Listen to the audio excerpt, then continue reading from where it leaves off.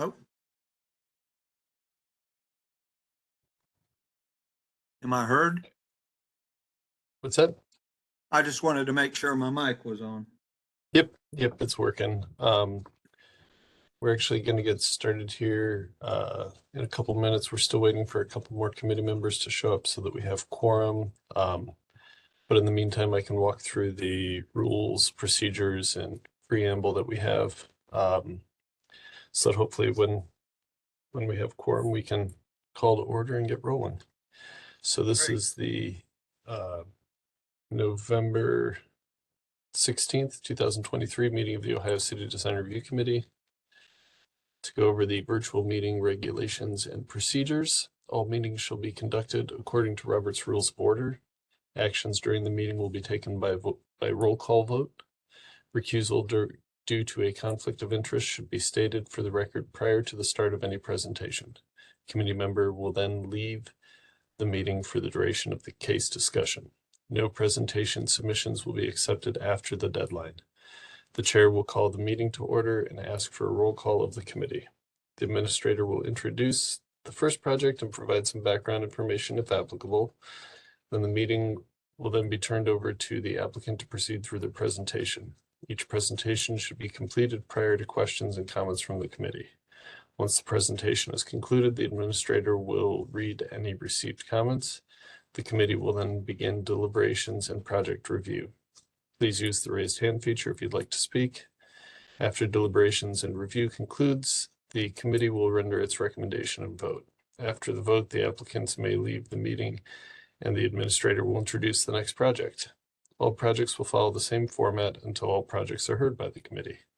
Once all projects are heard, the chair will call for any committee/administrator reports. After all reports have been heard, the chair will adjourn the meeting. Regarding community comments, any and all community members may provide their written comments, thoughts, or questions regarding the projects presented to the committee for review and approval. Community members may also telephone their comments or questions to the committee administrator. All comments, thoughts, or questions must be submitted to the committee administrator no later than 48 hours prior to the start of the meeting. Public comment or submissions made after the deadline will not be heard by the committee. Public comment will be collected by Landmark staff and sent to the committee members for review prior to the scheduled meeting. Staff will summarize the received comments during the meeting. The applicant of the project is under no obligation to answer any community questions. Community members are invited to attend design review committee meetings, but there will be no open public comment period. And as a reminder, all projects are being evaluated for adherence to the Secretary of the Interior standards for rehabilitation. All projects are being considered for the issuance of a certificate of appropriateness. All projects are considered on a case-by-case basis, and the Ohio City Design Review Committee is advisory to the Cleveland Landmarks Commission. So recommendations by this committee are not final actions. Depending on the scope of the project, submissions may be approved administratively or will need to be reviewed by the Cleveland Landmarks Commission. If that's the case, projects will be scheduled at the next available commission meeting after an action is taken. So with that, let me just see here. Do we have?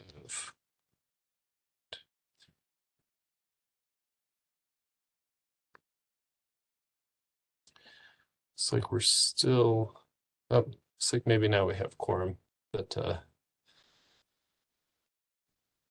that's 4 of you. So I don't know, Alex, Margaret, do one of you want to act as chair? I don't see Doug here. Because it looked like something was going on at the bottom. So I'm glad that. Alex, are you willing? Which I love. I can do it, Dan. Okay. All right. Thanks, Margaret. Looks like she dropped off, so I wonder. I was having Oh. connectivity issues getting in. I wonder if Alex was as well. Huh. Okay.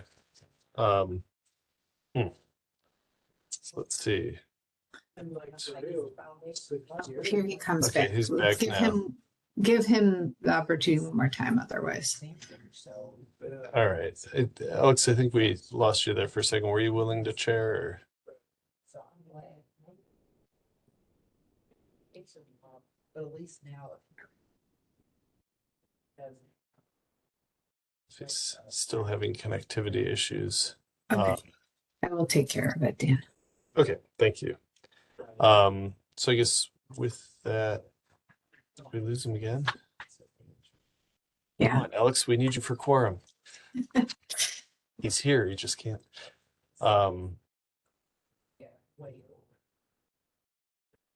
Yeah, I guess if we want to call the meeting to order, we'll do roll call. I guess I will, when we get to Alex, I'll probably mark him as present since we can see him here and trying to get on, and hopefully that'll work itself out. So yeah, if you want to go ahead and call the meeting to order and request a roll call. Yep, so I will call the November 16th meeting of the Ohio City Design Review Commission to order. All right. Mr. Frondorf? See him, so mark him as present. I'm sure they're Ms. Flaherty, looked at the sidewalk. Ms. Marinucci, Mr. Persons, Here. Mr. Taylor. Here. Mr. Wall.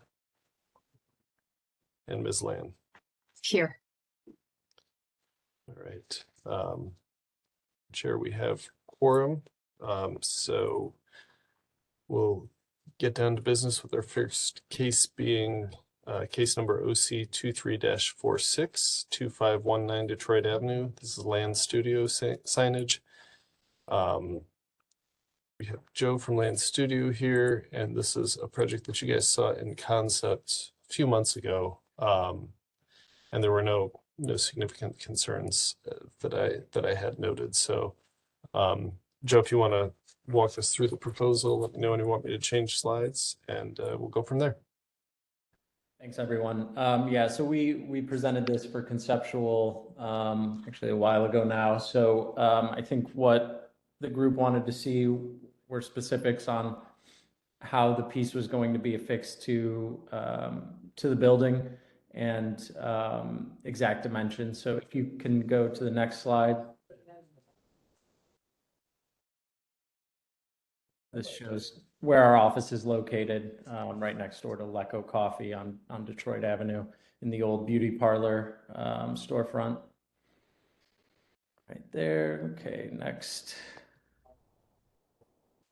So this is kind of in context. The vinyl LAND is currently on the windows and serves as a more temporary signage just to kind of announce our presence on the street. And so we're looking to add the pink signage on the column to the left of that as our permanent storefront signage. So you can go to the next slide. And this shows more detail of the construction of the piece and how it will be affixed to the building using 8 fasteners that would be countersunk from beneath and above the piece into the stone column.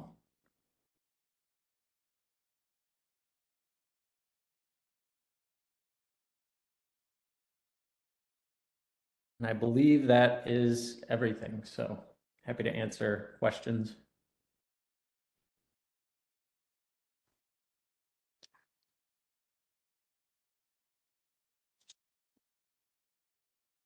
Was there any other ideas on how to affix it that didn't involve making a hole in the stone? You know, we discussed this with the fabricator Signature Signs, and they too didn't want to do anything to the, especially to the face of the columns. The columns actually do have remnants of some kind of structures that were attached at some point. So, trying to be as minimally invasive as possible while still creating a system that would function safely and appropriately. This was the best of their ability.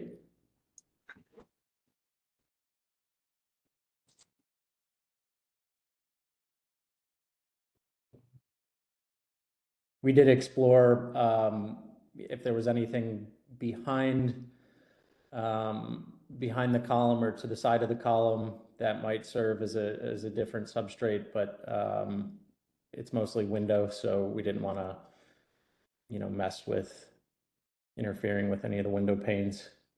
Mhm.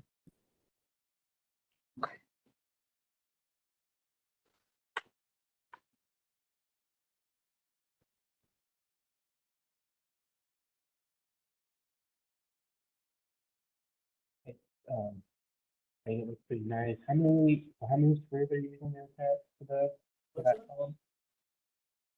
Or how many- Sorry, Phil, we can't really hear you, or at least I can't. I don't know. Oh, But now, There we go. yeah, I was wondering how many screws are you using to attach to the column? So there'll be Is it four, just four four? above and four below. Okay. I think it looks kind of nice. And it sounds like you guys are aware of our concerns. I don't really have any problems with it. Do we want to make a motion? I'd like to make a motion. If nobody has any other comments, I'd like to make a motion to approve. I will Isn't it? second.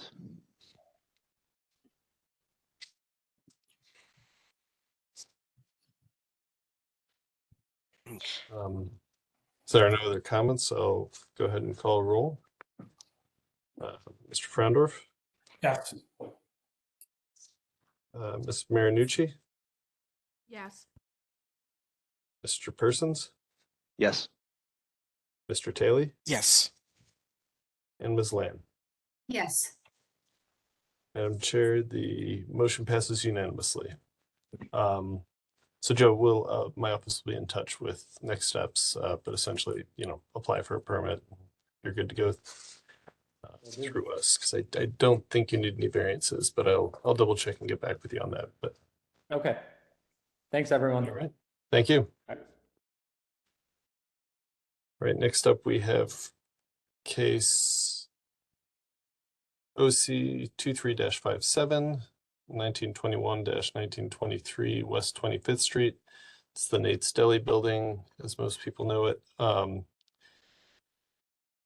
They're proposing an alteration to add access to their second floor, which currently has no actual access. So they just went through the storefront renovation program, I believe. So kind of got a fresh paint job and some tune-ups on the building. So this is kind of phase 2 of that, I would say, unless that's inaccurate, Dave. But I'll let you take over. Just let me know when you want me to switch through the slides. Okay, thanks very much. Yeah, I think that's an accurate summation. We will be making modifications to the north storefront, commonly known as Index Books and Coffee, in order to accommodate direct access up to the second floor. If you could go to the next slide, please, Dan. I think everybody is familiar with where this building is. It's just down the street from our office here on West 26th Street. Next slide, please. And as Dan mentioned, it recently went through the storefront renovation project. This photo was taken shortly after that first phase was completed. That also included obviously painting the exterior and restoring the parapet, which was in pretty bad disrepair. There are also fabric awnings that will eventually be installed, which were part of the restoration project, and those will not change. Next slide, please. These are the plans of the existing building, and it looks like two separate buildings and was probably constructed as two separate buildings originally from the street. However, the second floor, as you can see there at the top, actually spans the two. There was a pull-down stair. It's still sort of there, but it's not safe. It's no longer structurally sound or properly connected. And that was the only way to get up there. The space is currently used primarily to house mechanical equipment and ductwork that serves the two spaces below, both Nate's and the bookstore. And the client would like to activate this use or this space for potential tenant use. And that's really what motivated this project. Next slide, please. These are just some photos of the interior. You can see the pull-down stair there in the right picture of Index Coffee Books. That's the opening.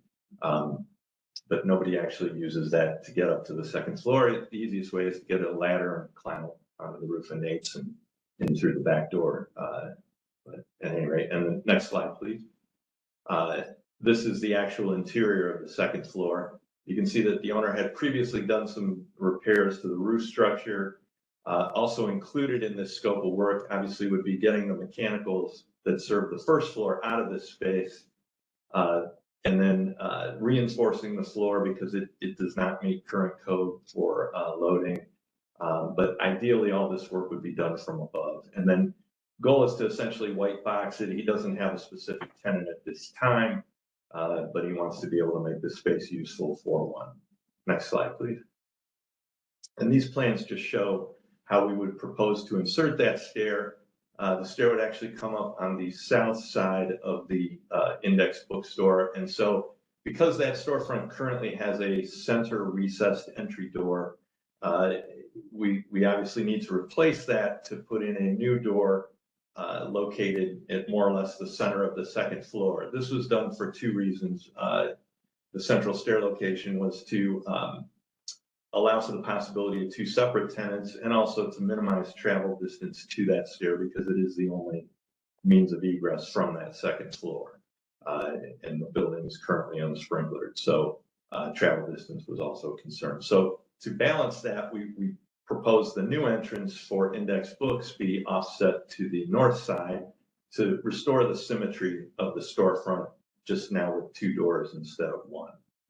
So the storefront or the display window would be a single large display window centered between the two door openings. Next slide, please. This just shows some of the details of the storefront. It would be a combination of wood and aluminum framing, all in black to match the current color scheme. We want to use a butt glaze outside corner on the recess, the outside corners of the display window to maximize the display area. And then you can also see a small section of how the stair up the second floor would work. Next slide, please. And then finally, colored image at the top right is how the storefront would look without the awning installed, the canopy installed.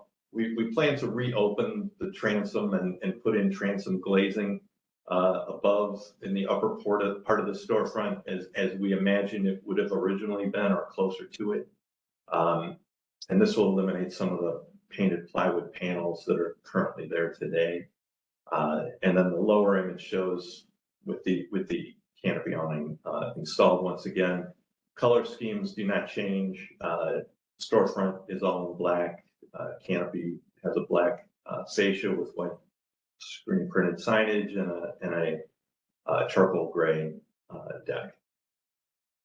And that concludes the presentation.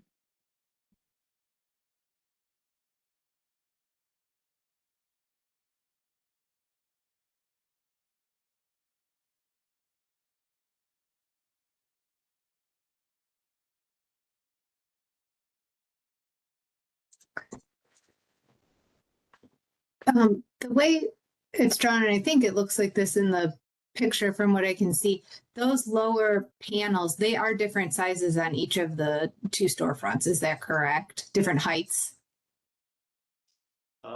Yes, they are, and I believe they currently are. Okay, and so that you're proposing to keep them at their current height. That was the plan, although To it match makes more sense existing. to make them uniform. You know, we could certainly do that as well. I just wanted to make sure I was looking at it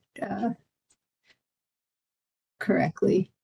I mean, since it's what's there historically, you're referencing what's there. To me, it doesn't make that much of a difference. I don't know if my colleagues care about that.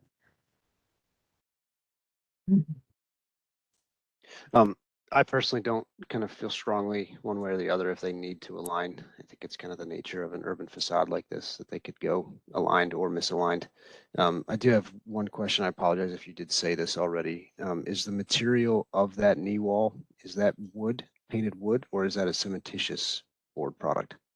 It'll be a combination of cementitious and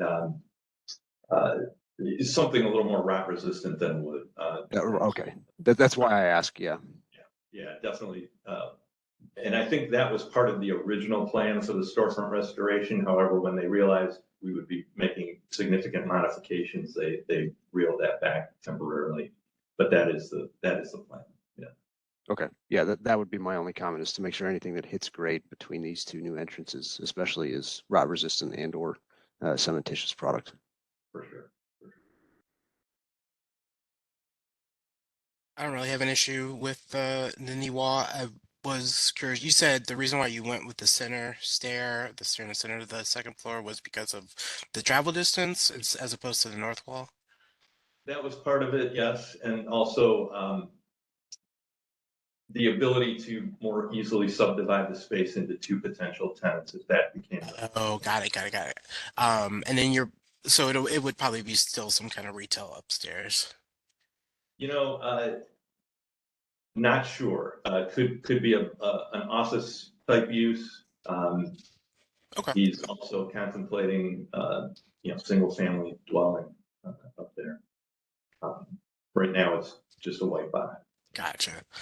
Yeah, I mean, I think that's probably inconsequential one way or the other. I don't know if anybody else has comments. I'm ready to approve. Make a motion to approve as presented. I'll second.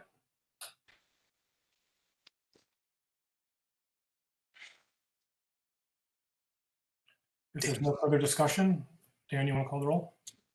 All right. Let's see who's not here. Who is? Ms. Marinucci? Yes. Mr. Persons?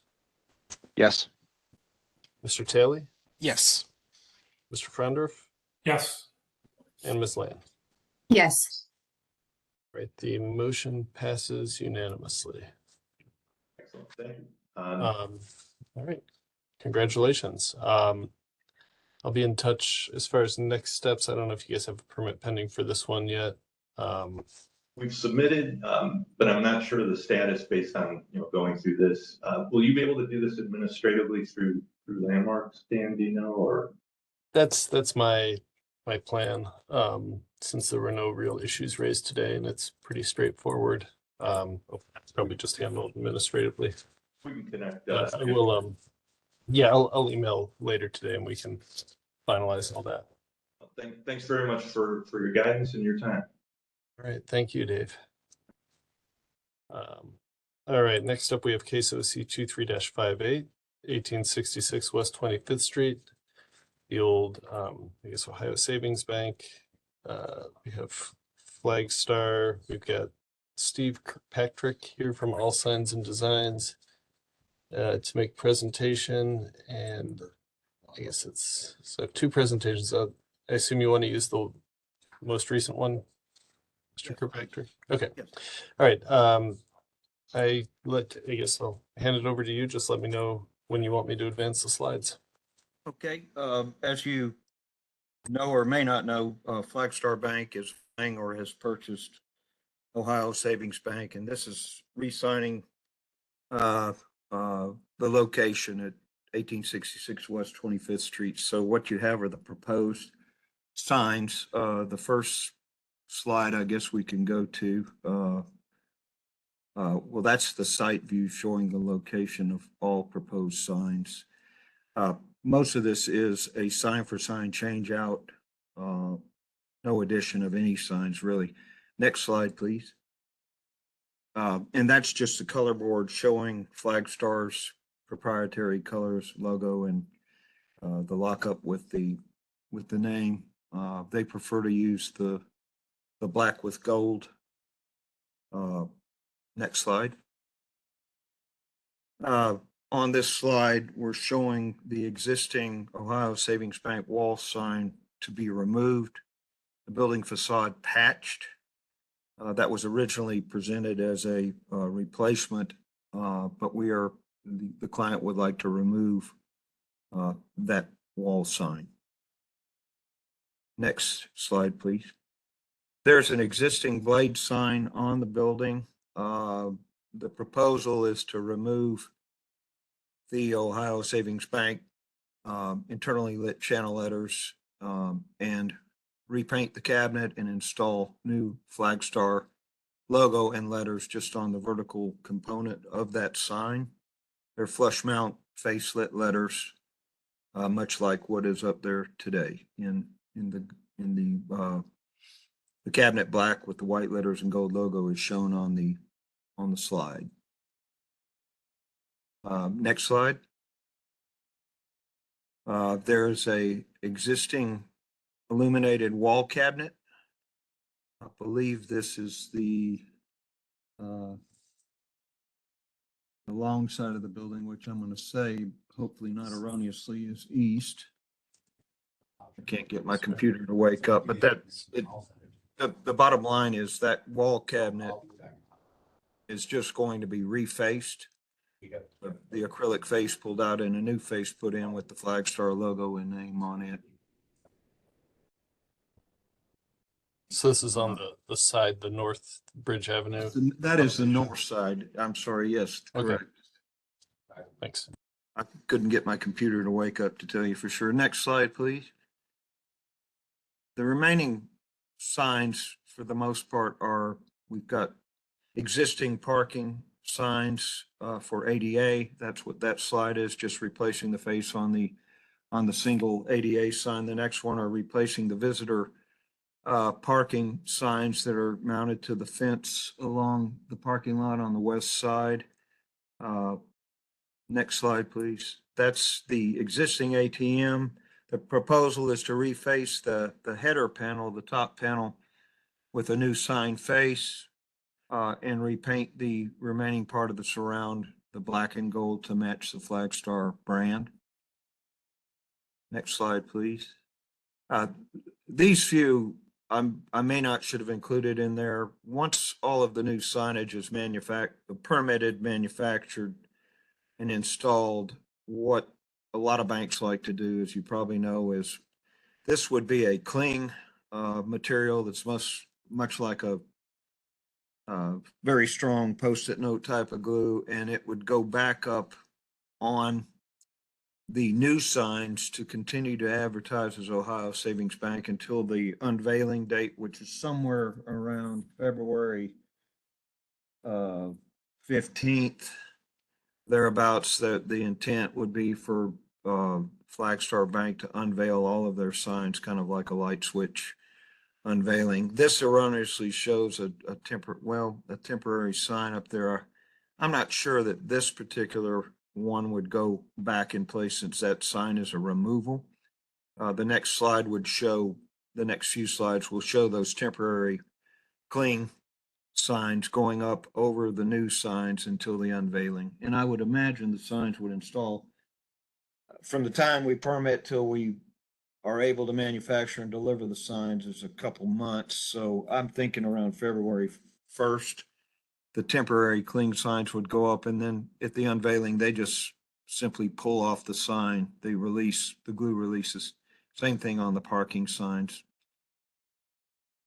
And that pretty much concludes our presentation.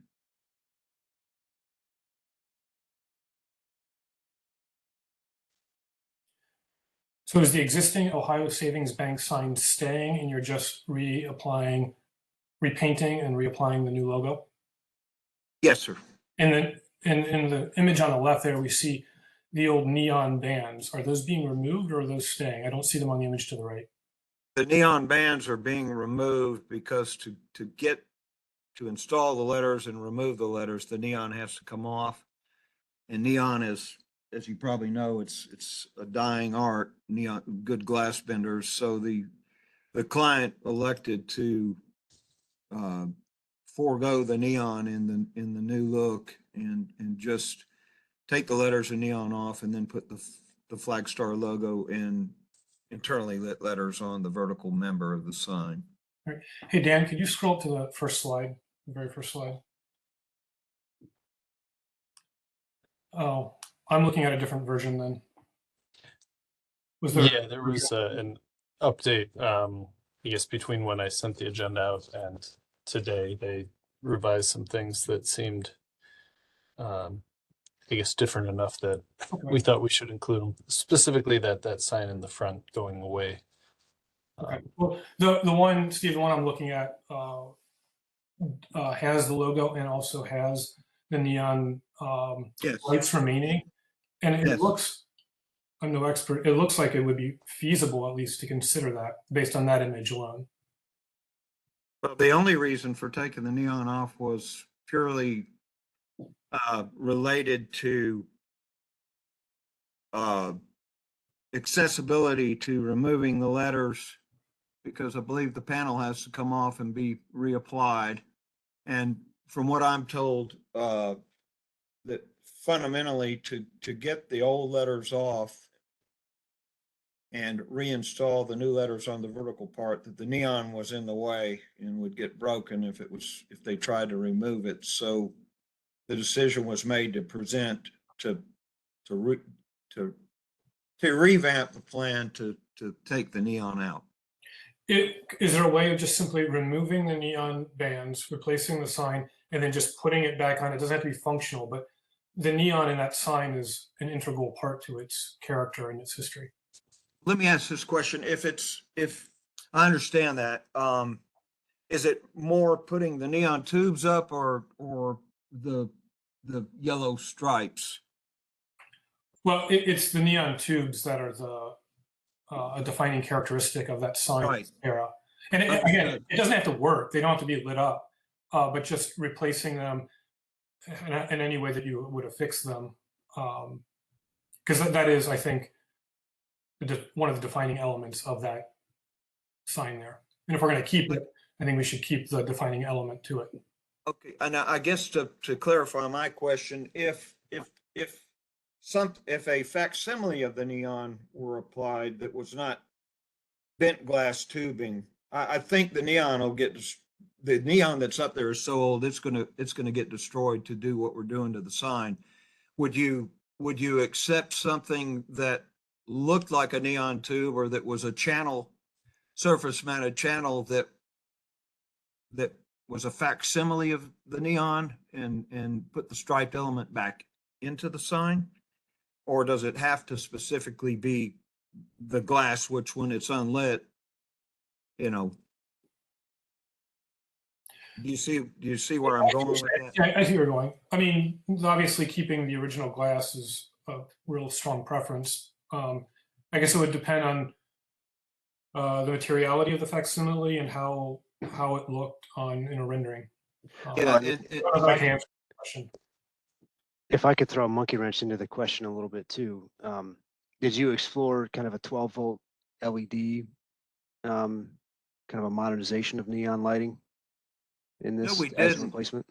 No, we didn't. And that's kind of what I'm asking is in lieu of actual bent glass tubing, which again, I'm not saying that we can't install neon. I think the preference would be not to, but there are probably other methods to either put a non-illuminated element on the sign, whether it be a vinyl application, whether it be a three-dimensional,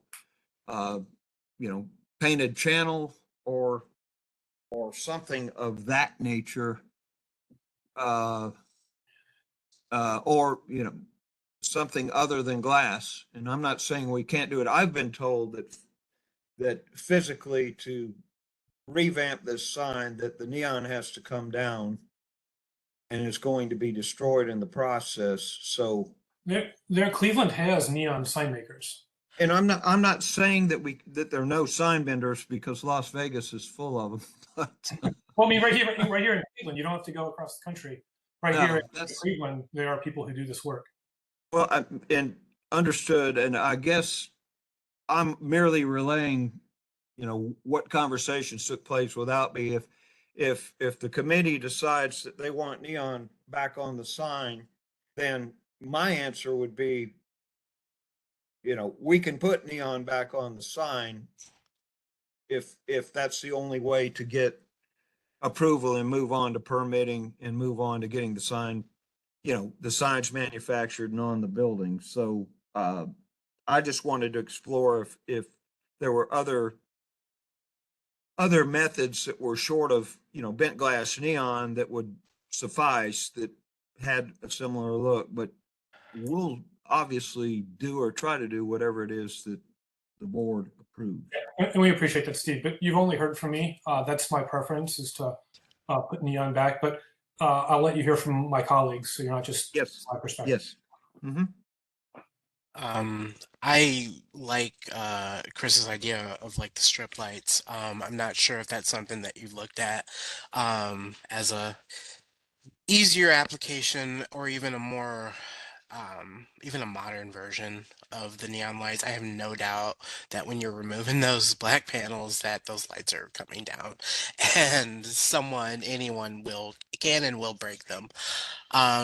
Looking up at that sign and like really noticing it hard for the first time, that they do add a lot of character. So yeah, I don't know if strip lighting is an idea, or even additional yellow banding to the flag star, yellow paint or some kind of reflective material to the flag star sign on that corner is an option. These neon lights do add a lot of character. I would expect them to get destroyed on removal.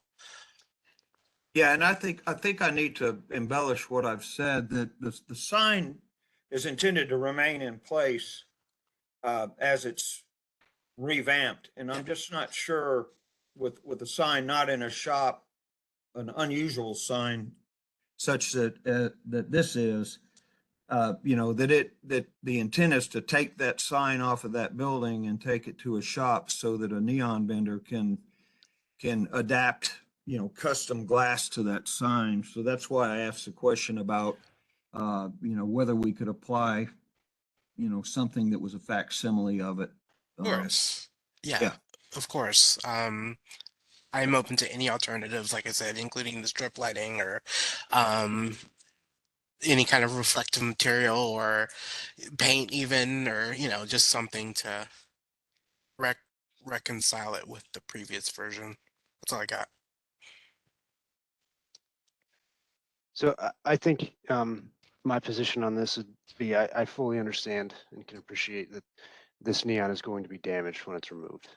I think the appropriate replacement would be a low voltage LED flexible light, basically that creates a equivalent or even brighter light condition, kind of in its place, in the similar style, similar kind of placement and quantity of lighting. The LED offering is kind of the advancements of that in the last couple of decades have kind of surpassed what neon could do. And I think there's kind of quite a bit of offerings available. So that's kind of my position, is that I understand that neon's going to get broken. I don't think it's kind of the only plausible or realistic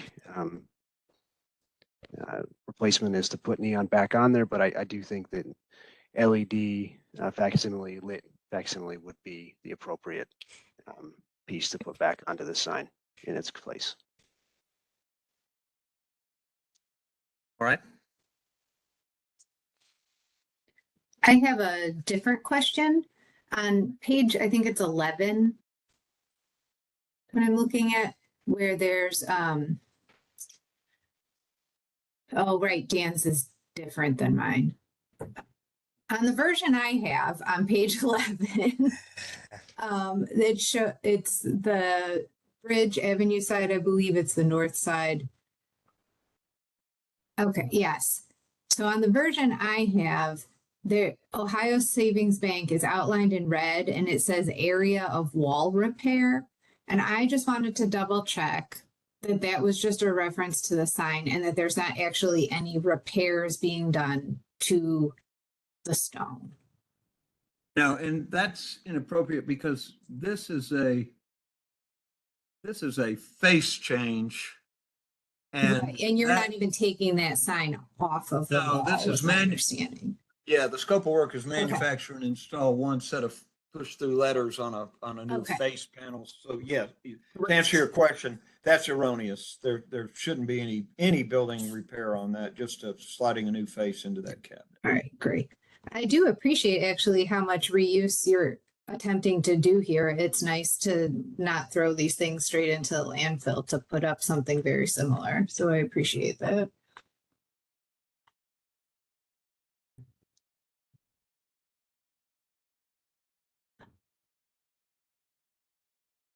Anybody else have questions or comments? No, Steve, one comment. It might be worth asking for a quote on the neon. I think you might be surprised by its cost effectiveness. I don't think it's as expensive as perhaps you fear. I think it's more a function of the fact that the sign is a pretty large sign and it's bolted and been bolted to that building for many years. And it's not going to be taken down and taken into a shop to be custom fit for neon. And I think fundamentally that's going to be a very difficult proposition to be able to. So Go ahead. would you be agreeable to tabling this so that you can do some of the exploration needed and come back? I think the concern there is that we're kind of under the gun with that February cutover date and with the 6 to 8 week manufacturing schedule after permits. So, you know, we're concerned about the fact that we've pretty much run out of time now. So, I think we could come up with a solution pretty quickly that either addresses the lighting or a facsimile or something to try. I understand what you're trying to do. I think the neon and the nature of that sign is fantastic. And you know, I understand If we parse it out and we approved all of the other aspects of it and we just held out that and we had a discussion about that at the next meeting, would that, so you can get working on those other signs? If that's the direction of the committee, then that's what we'll have to do. Is there any way to circumvent the wait until the December meeting to present something for approval in between? I guess that's what I was going to offer. You know, Landmark staff, if you guys kind of express exactly, you know, pretty precisely what you want, you know what I mean? You want to see all of the, you know, the existing neon elements reflected in some sort of, you know, lit material, be it neon or LED, that sort of thing. You know, Landmark staff could ensure that, you know, you end up with this same neon look. You know, if that's something the committee is comfortable with doing. I'd be fine with that if everyone else. I would be confident in that. I'm able to that too. Okay. Then I'll make a motion to approve on the condition that the applicant study and provide renderings to Landmark staff, either showing a 1-for-1 replacement of the neon or replacement with LED comparable in both style and design. I'll second that. Great. Any other discussion? Hearing none, Mr. Frandorf, Yes. Ms. Marinucci, Yes. Mr. Persons, Yes. Mr. Taylor, Yes. and Ms. Land. Yes. All right, we have unanimous approval. So, Steve, I guess you understand the motion, and that you kind of need to come up with some alternatives to the neon or replacing the neon, and then just work with me and my office and we'll sort out the details. I'll resubmit back to Jessica. Is that correct? Yep, perfect. Right. Perfect. Very good. All right. Thank you, folks. Yes. Thank you. Yes. All right. Now, moving on from certificates of appropriateness review onto concept reviews, we've got case OC 23-59 and OC 23-60, 4516 Clinton Avenue. This is for a demolition and a new construction. Looks like we've got Paul Began, Susan Broadwater from Began Architectural Studios, and then Stacy Morse here is the property owner. We had a site visit to this property on Monday. So a few of us got the chance to kind of walk around and go inside, and yeah, well, I'll let you guys go ahead with your presentation, and yeah, those who were there at the meeting can share their thoughts on the condition of the property. So Paul, if you want to just let me know and you want me to switch slides. Sure. Thanks a lot, Dan. Appreciate it. Good morning, everybody. This is a lot in Clinton Avenue. There's an existing house on it. Part of our review is demolition of the existing house and the construction of a new house on here. Those of you familiar with the site, directly to the east of this lot, there is some new construction. Directly to the west of the lot, there's actually some new construction for a house on behind the house that's on Clinton Avenue that will come off of Wheat Court. The intention is to construct a new single-family home on this lot. It does have some wonderful trees on the lot, of which we're looking to maintain at the rear of the lot. There is an existing curb cut at the front that we are looking to utilize that exact location of where it's at. You can see kind of layout on the site here, just so you understand a little bit of how we're siting the building and why we're siting the building. One, we have some townhouses directly to the east. So where that car is kind of shown on that side is a driveway. Obviously cars coming down there. We wanted to find a way that we could perhaps block that area. So that ended up being a good location for us to kind of put the garage so there's no light shining into the house. And with the existing curb cut being on the west side, I thought that is the best place to put the driveway rather than trying to add a new curb cut in on the other side. Obviously place setbacks in alignment with the rest of the houses on this street. We can go to the next one, Dan. Existing survey that just shows where the existing house is located. There is an existing garage that's also going to be demolished off of Wheat Court. We can go on to the next one. This is just a site demolition plan that shows where the existing house is and garage that are going to be removed. And then some pictures of the existing house on the lot and kind of the state that house is currently in right now. It's in pretty poor condition.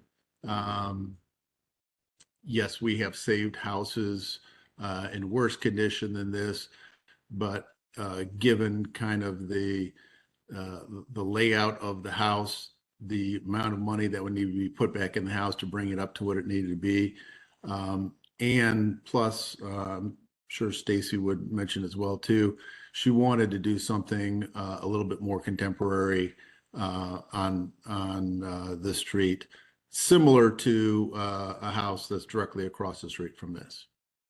We can go into the next one.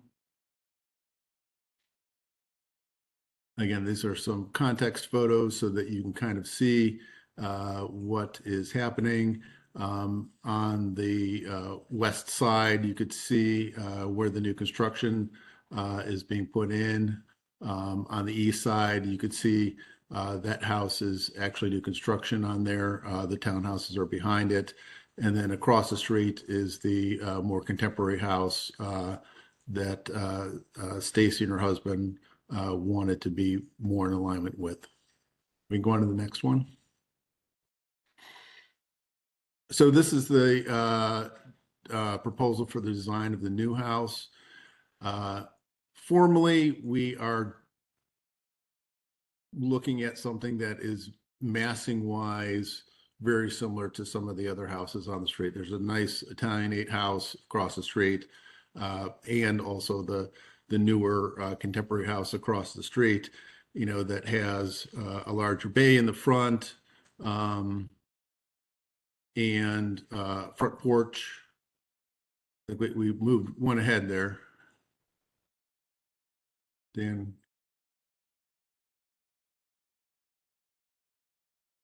There we go. Showing some floor plans here, just so you can kind of see how the layout is. Obviously with a newer layout, moving the living areas towards the back of the house, using the front of the house as more formal space. That's also our vertical circulation. So we have a nice entry off of our front porch, an office and study that's at the front of the house, with the living and kitchen area to the back. Second floor is the bedroom floor. And again, we're keeping in size and scale with the houses in the neighborhood. We're not doing any third floor or roof decks or anything like that.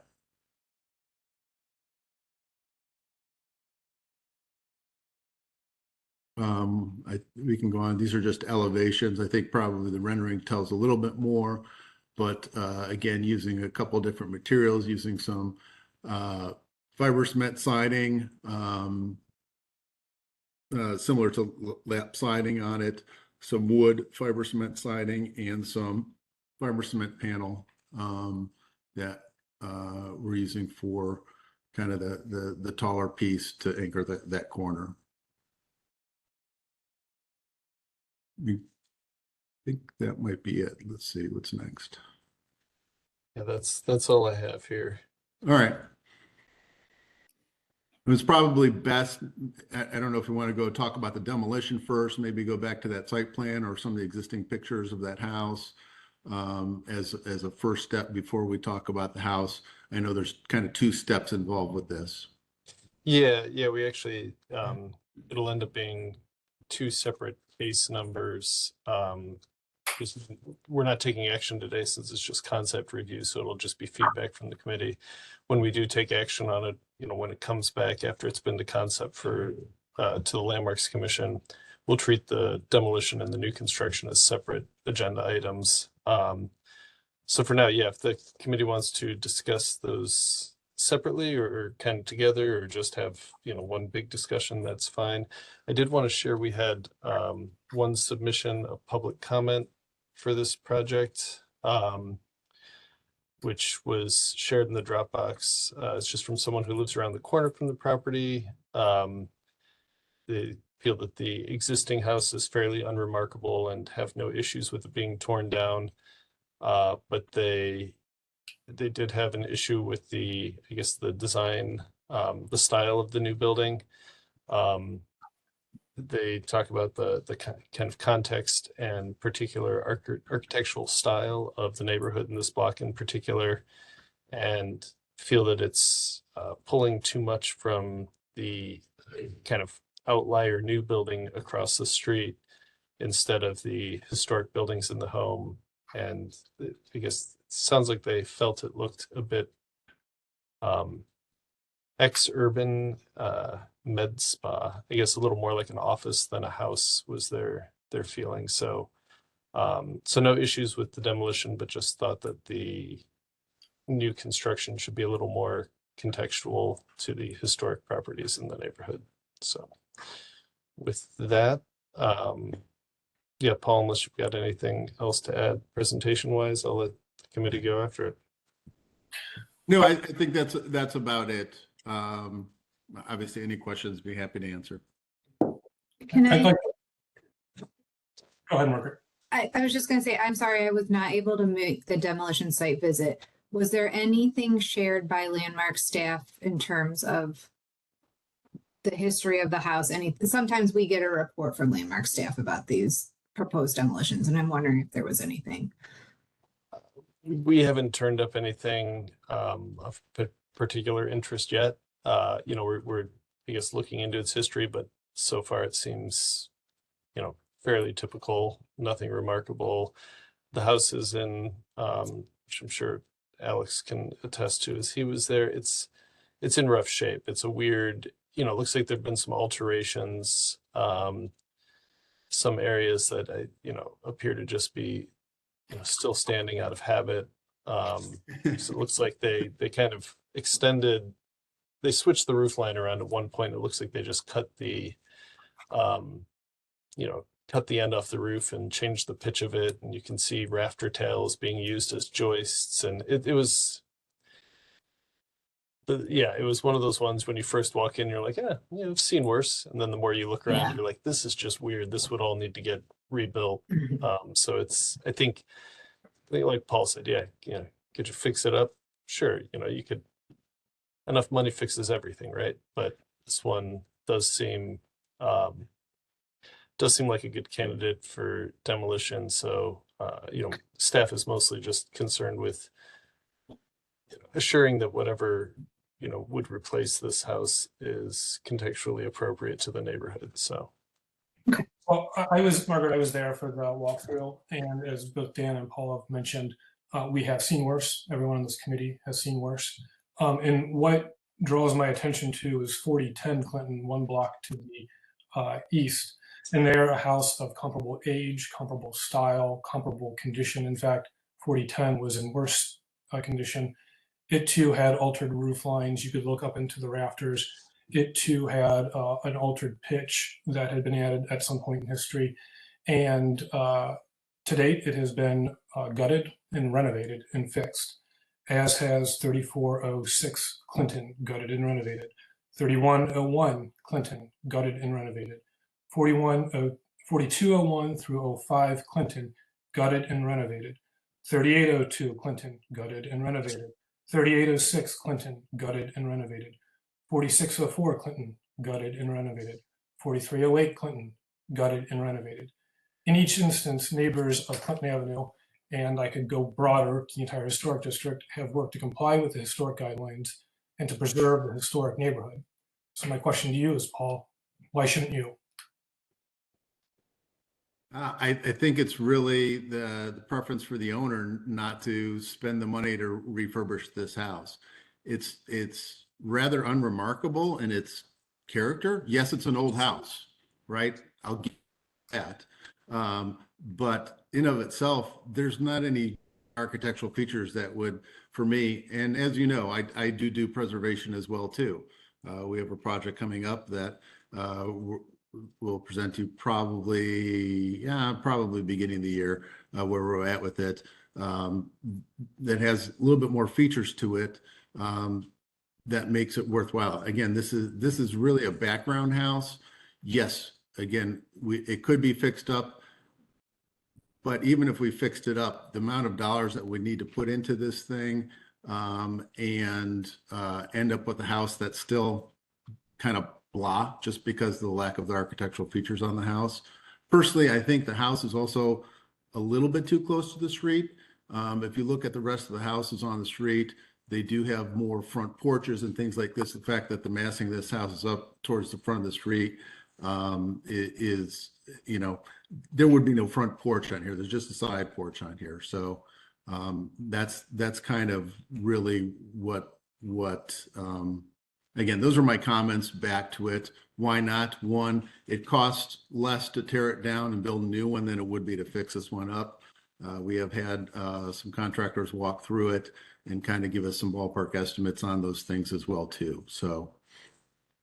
And Paul, I appreciate that. I'm not trying to, yeah, everything you've said is true. The thing though is all these other homes on Clinton, some of them remarkable, some of them not. Their owners have taken great effort, both time and treasure, to restore them. And a good amount of the historic district are these sorts of workaday homes that compromise the historic district. And to let one go, then you start letting many go. And before long, the very thing that attracted your client to this neighborhood no longer exists, and it's gone. And the house across the street, while I understand you're looking at that towards inspiration, I do think that is an outlier. And I, to my recollection, that was a vacant lot, and there was no demolition that took place to bring that house into fruition. I've seen worse, so have you.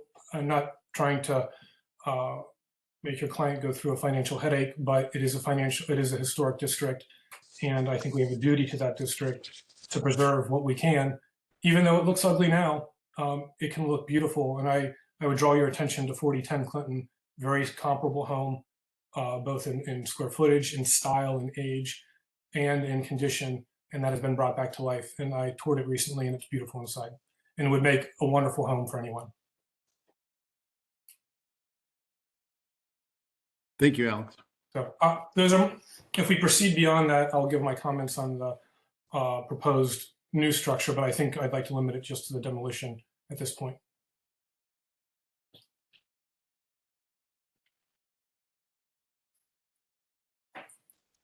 I mean, I've had cases where in order to understand better what's happening with the construction, new versus demolition, we've asked to see cost comparisons. I don't think it's, we get into that, is it an unreasonable burden for the homeowner to do the restoration versus the new construction? So I don't think it's out of line for us to get ask for a cost comparison so that we can understand. Margaret, I think the problem that is, I think in a vacuum, that's a great idea. But here, if we start going down that, then everyone's going to show us costs that mitigate towards demolition. And the historic district isn't necessarily concerned with nickels and dimes, but rather the preservation of what's there. I don't disagree, Alex. I mean, sometimes it's an outside impartial outside reviewer that's brought in to do that work. I hate the idea of people thinking that they are buying a house that's run down in a historic district with the intention that they can take it down. The default, build something new. And I do not want to promote that concept. If you buy property in a historic district, the default and expectation should be that you preserve and restore it. Right. And these were all considered contributing structures when the district was listed. And their condition wasn't always a factor of that. It was simply, were they part of the historic fabric when the district was created? And did they retain enough architectural integrity to be considered contributing? And, this did at some point. So I would hate to see something come down when it could be renovated. I also think in this case, the cost is significant either way. This is not like renovating this house and building the house that you've proposed here are both extremely expensive options. So that might become a moot point. Something else we've considered is, a partial demolition. Does that front facing gable get retained and the back 2/3 of the house are reconstructed? I mean, I've had my own clients, my own projects do that in a very successful way. Is that something, Paul, or I'm sorry, I don't remember the homeowner's name that's on the call. Is that something that was considered or would be considered, could be considered? That's not the intent of the owner. I mean, Stacy's on as well too. I don't know if she has anything that she necessarily wants to add to this, but really moving back to Cleveland, she was looking for a place where she could build the house that she wants to live in, not necessarily find a house that she could fix up to make it look like it. She definitely had her own ideas on what kind of house she wanted to have built. And as you know, right, lots are less and less available anywhere on the near west side of town. So finding a lot that she could build the house that she wants, and that's really what her intention is. I think we can all appreciate that. But as you know, Paul, our onus on this board is to preserve the historic district. So it's that's the task at hand in terms of a demo. I think if, like Alex pointed out, if this were not an empty lot, that would be a very different consideration, of course. Okay, so let me ask this question, since obviously several people have already mentioned it. Are there any conditions that you would say, okay, an old house can be demolished? And what are those criteria? Well, that's where I kind of want to jump in here, in terms of having something like a codified structural report. That, that's what I would use on a day-to-day to use as a benchmark for the actual condition of a structure. That we use as a tipping point for demolition versus salvage. And it's kind of irrespective of cost. It just gives you here's the condition of the property. There's an eye test that's, done with the walking visit, but having a structural engineer provide a document that could be stapled on as an appendix to this, presentation, could do a lot to say, here's the actual problems on this property. It's about to fall over, or it just needs to be shored up. So, but again, many of the structures built in our historic district, some of them even have sandstone foundations, and over time, those do deteriorate, and floors do sag, and beams do rot. When you buy a house here, you kind of go in knowing that those repairs. I mean, I'm looking at a house directly across the street. It had substantial foundational issues. And if we were to allow substantial foundational issues and structural issues to dictate the answer, then that Italian 8 and the one next to it, they get demolished. And then But I'm not saying it dictates the answer, but a report identifies the issues and the severity of them. So if, a foundation report like that says, okay, there's a sandstone foundation, there are structural remediation ways that you can manage. Like, it's an evaluation and then it's a remediation. Yeah, it just the proposition. That's why I asked the clarification, Alex, right? I mean, it seems like from your perspective, there's not a house that should be torn down. It would have to be in, extreme distress, because it seems unremarkable to me that a house would not have structural or foundational issues that are 150 years old. I assume that they would, So yeah, I guess to agree with your last statement, Paul, that's kind of the vibe I'm getting.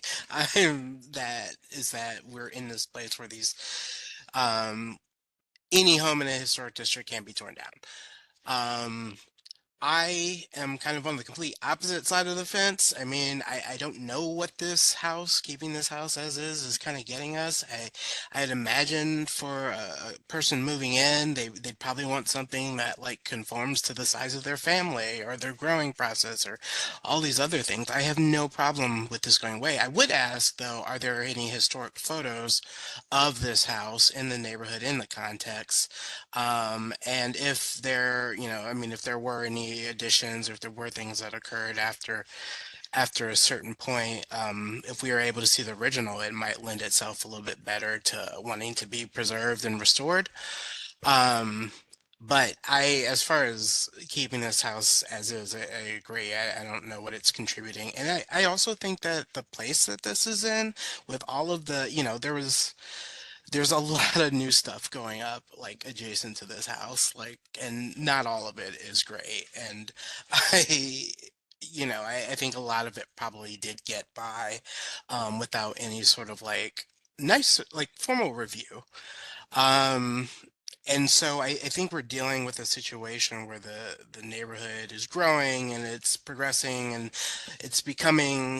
there's this battle where it's becoming more current and it's also trying to preserve some sort of character, some historic character. And, I think it's a delicate balance. But I don't see the value in keeping this home as is.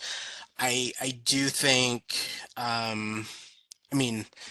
that's what we're talking about for now, is whether to demo or not. I mean, that's one discussion. I do also think that it would be a lot of, again, like I think what was already said, it would be a lot of money to replace it, and it would, or to build new, and it would be a lot of money to restore it. So I think either way, in this neighborhood, buying a home and doing either is probably going to drain the bank a little bit. Um, I don't know. I don't know. That said, if we want to stay on this topic, it is what it is. But again, I don't see the value in keeping it, and I do take a little bit of an issue with the proposed. I think that there's kind of several typologies of home in this like neighborhood from newer to older, and I think that the typology, the kit of parts that you kind of drew from, um, is very limiting and very out of place. I think that, yeah, when side by side against the house across the street, for sure, it definitely is contextual and um definitely fits the mold, but with against any other house, I I think it's thoroughly out of place. And I don't know if the it's the massing that is giving me an issue with the large.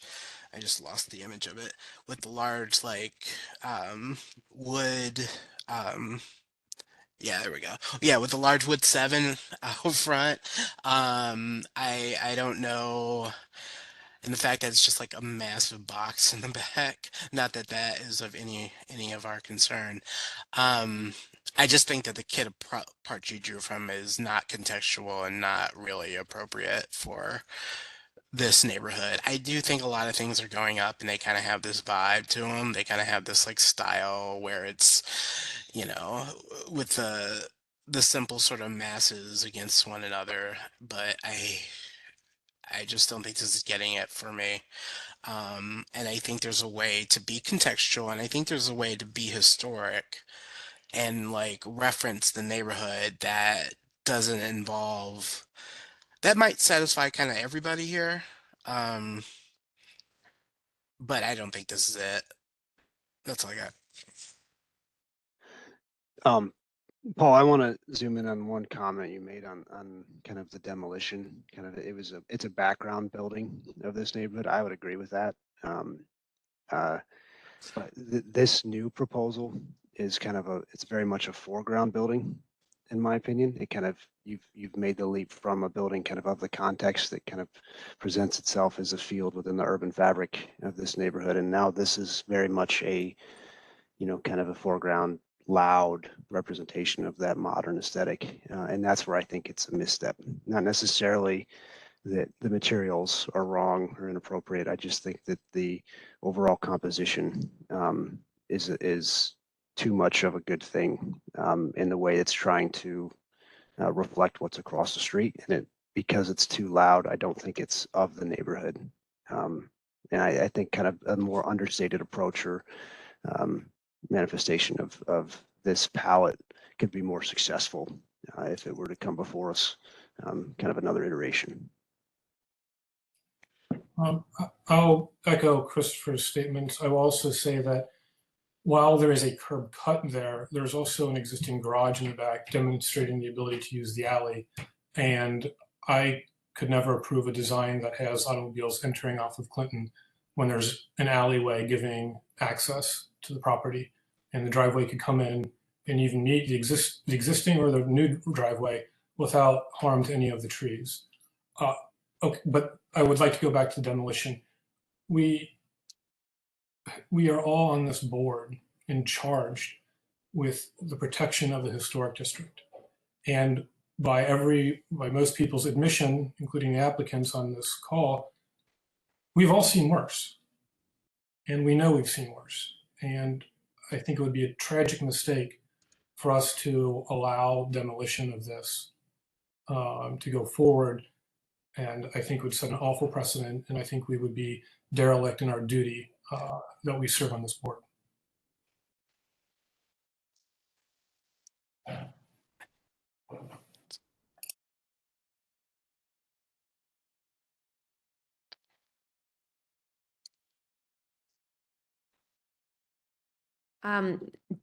Dan, would you, what's the path forward at this point if we're kind of, seems like there might be, mixed feelings on the demolition, do they still proceed to landmarks and get a conceptual review with the Landmarks Commission?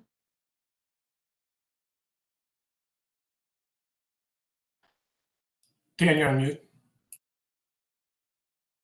And I said the most profound stuff too. Now I'm like totally blanked out. Yeah, so since there's no action taken on concepts, typically these would go with the same presentation to the commission, and they provide their feedback on, the two elements, the demolition and the new construction. Yeah, typically, there's no vote to table, there's no, no motions made regarding these. We just, want you guys to have your opportunity to give the applicant sort of enough feedback that they have a good direction moving forward for when they do come for final approval. But next step would be Landmarks Commission, and we will share the comments from this committee with the commission before and then at that meeting. Okay, thanks for clarifying. I'm curious how that board will feel about the demo, and the feedback that you get there. In terms of the proposed new construction, I've actually explained to people in the past the kind of modern interpretation of Italianate, Paul, that you took across the street with the other structure. And I can actually appreciate elements of that in terms of what we're looking at with new construction, which is, scale, massing, fenestration, rhythm. And I can actually, I think, despite the fact that this also seems to be a polarizing home among many people, I can understand and appreciate sort of the what you did there, and can understand looking at that as a precedent. However, I think one of my issues, I am in alignment with the majority of my colleagues' opinions too, and what they've given. I think one of my things is that it just looks too much like the other one. I don't know that we need to. It's like the same, it kind of seems like the same thing with some very slight variations, and I would prefer, I think, to see something that could stand on its own without having the, a little fraternal twin across the street. It's not really particular or very prescriptive criticism or, feedback, but just more broadly. Maybe just consider having its own identity outside of that one.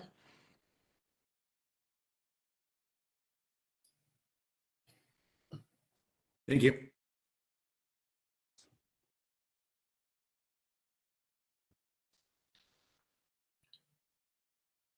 Yeah, I mean, as far as feedback, I mean, Dan, to your point, I mean, I think it's a little bit of a mixed bag, probably 60-40 on the demolition of the house. I mean, that's really the big issue. Again, the owners on here will have to talk after this how it goes. If feeling of this board and those comments get through into Landmarks and Landmarks follows along suit like that, I'm not sure that this particular owner is up for stomaching renovation of that house on the street. So just so you understand our direction. So yes, we do hear your comments. I think it's going to be a wait and see until Landmarks goes to see if there's even a path forward for this project to move ahead. Okay, so you feel like you've gotten enough feedback today to move on to the next? No. I mean, right, house or no house, right? We're either building a new house or we're fixing an old house. My guess is my client is not going to want to fix an old house, which means we might not be back. So I'll have to talk with her and figure out what she wants to do. But I think probably better for us to kind of test the waters at Landmarks and see as far as the demolition piece goes before we would move forward with any changes on the design of a new house at this point. Okay, well, we do have you penciled in for the next commission meeting for concept. So yeah, I guess we'll proceed that direction unless you let me know if anything changes. All right, thanks. Appreciate all your comments. Thanks for serving on the committee. Thanks, Paul. All right, next up, another concept review. We have case OC 23-61, 1756-58 Fulton Road. New construction. We have Adam Ross Kelly and Katie Chu, I think, are both here. Or maybe it's just Katie. But in any case, Adam's here as A. Adam is, Sorry. oh, you're A. Okay, gotcha. Sorry about that. No worries. Yeah, if you guys want to walk us through your presentation, just let me know when you want me to switch slides. Sure. Yeah, so I'm here as the client essentially with my wife, Katie. So we've owned the lot for quite a number of years and we've been looking to develop it and do something with it for a long time. We're just finally getting around to submitting to the design review board for it and looking forward to getting your feedback. We do list it as 1756 and 1758 because we're looking at doing a rental along with our own personal residence. And you can go to the next slide.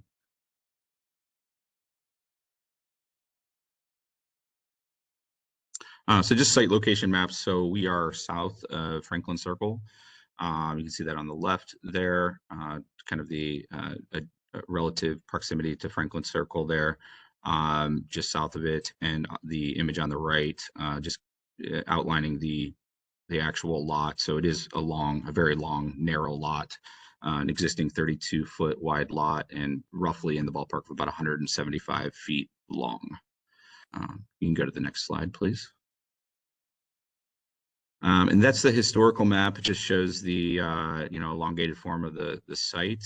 But you can also, what's really interesting here is you can see where the houses were originally. A lot of these have been demolished. The house to the right, or I'm sorry, to the north, which is highlighted in pink there, is a little bit more of a commercial building, but I believe it acts as as a residence. And then the house to the south, it still exists. The house on our lot was demolished, and I'm not sure exactly when that was demolished, but it has many years. But you can go to the next slide, please. It's just a couple of context photos. We have quite a few here, but just showing kind of the variety of, despite being, I think, a really great neighborhood, historically significant, there is, quite a bit of variation in terms of what faces the streets. Our street did not have, it never had any kind of alley, and therefore sometimes garages were placed on the main street. You can go to the next slide. And then of course there's some really beautiful, well restored homes here.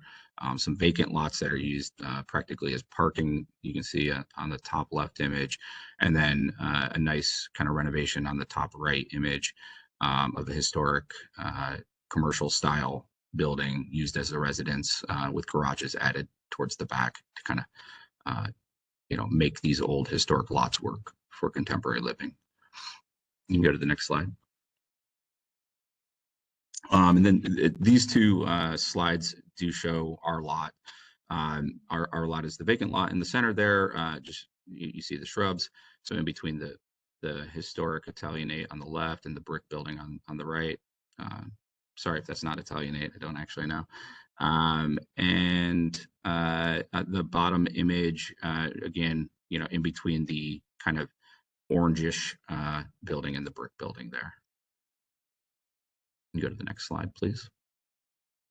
And just going through the zoning review, we have a few variances. Most of them are kind of your standard typical variances requiring lot area minimums. We are just under that. Maximum gross floor area technically is 2,875 square feet, and we're going to be in the ballpark of about 3,000, and that includes both our house and the rental unit that we'd like to do. In terms of height district, 35 feet is the height limit, and we're well under that. I didn't list it here, but I think we're around 22 feet. Minimum lot width, that'll be a variance. Setbacks should be no variances there unless the front yard requires one. I think we're still weighing in on that in terms of exactly what we have to do. Currently, we're not quite at the 10-foot, which I believe is technically what's required here, but so many different ways that has been calculated in the past on other projects. So I'm not 100% sure on that. Parking, 2 required and 2 provided. And then the garage location, you'll see in the, once you see the proposed development, but being a little bit less than halfway back. You can go to the next slide, please. And that's just indicating that front yard setback of 10 feet. And then, yeah, go ahead, that's fine. And a survey here, this was taken a couple of years ago. Few trees remaining in the far back of the lot that we will keep. Those are primarily deciduous trees, and not much else on the lot that would be maintained. It's a relatively flat lot with a driveway that would be removed and replaced, more or less. But you can go to the next slide. Basic site layout here. So this shows a rental unit to the front of the lot, which is smaller enough to allow for a driveway to slide past, and then in the center of the lot our dwelling unit. You can go to the next slide, please. And this is a landscape plan. We can get into the details of this, but essentially we're trying to minimize a hardscape as much as possible while allowing for the driveway to access our garage in the center of the lot. So just providing as much planting as possible. And you can go to the next slide and we'll look at various colors and whatnot. We can go over this in more detail, but just trying to implement a lot of color, a lot of green, with a wide variety of plantings that are native species, appropriate to the relative amount of sun versus shade on the lot. Much of it will be shaded, and so we are looking at shade level plants. And then the floor plans here. So first floor is at the bottom. You can see the garage in the center, our layout for the first floor, and then the front unit. And then the second floor plan is stacked on top of that. So anyways, you can go ahead. Just a section through it, through the building, trying to get some variation in terms of the amount of light penetrating into the house, and the basement floor plan down below, just showing the outline or the footprint above the garage and the front accessory dwelling unit. You can go to the next slide, please. Elevations. So trying to stay contextual wherever possible. We also don't have an unlimited budget, so keeping the scale of the project. We're not going for 10-foot ceilings on this. These are currently we're showing 8-foot ceilings. So ultimately our house is a little bit shorter than some of the context, which I don't think is necessarily a bad thing. And I think all of this is much easier to see in the renderings. So if you want, you can just proceed there. The side elevations. Go to the next slide. And then just some inspiration. We're still looking at materials. We did render it with one particular material, but there's a lot of materials that we're interested in. Budget comes into play. So I think after this meeting, we'd like to produce a schematic design set that we could issue for preliminary pricing. And I think that's going to help us narrow down what material we can actually afford. We do render it with wood currently, which is a red cedar siding, but that might ultimately be priced out. And then just a better image of the overall lot. I think this kind of shows the total concept, trying to minimize, again, the hardscape as much as possible by showing a lot of greenery. Those are the trees in the far back of the lot, and a little sliver down the center of the house that just allows light in. You can go to the next slide, please. And just showing the house, I think fairly contextually sitting in between the two neighbors here. You can go to the next slide. And then just a straight on view there. We are looking at putting a concrete buffer wall that would be perforated potentially in front of the home for somewhat for protection, security, that type of thing, a little bit of privacy, but also just kind of a nice, interesting feature that brings the traditional shape of the home, gives it a little bit of a contemporary look. And just we're showing, again, red cedar vertical siding there with black frames, around the windows and doors. Go to the next slide. Jumping to the back, just a view of the, I guess this would be the front of our residence with the garage door, and then lots of landscaping with some scalloped siding above. So I think this is where we're trying to kind of maintain a careful balance of contemporary and traditional, clearly making a statement that we are contemporary, but implementing some ideas I think that are traditional in nature and kind of help tie it together with the roof slopes and whatnot. You can go to the next slide. And that's just the back of the home, giving us a lot of glass on the first floor, but a lot of privacy on the second floor where you have a master bedroom.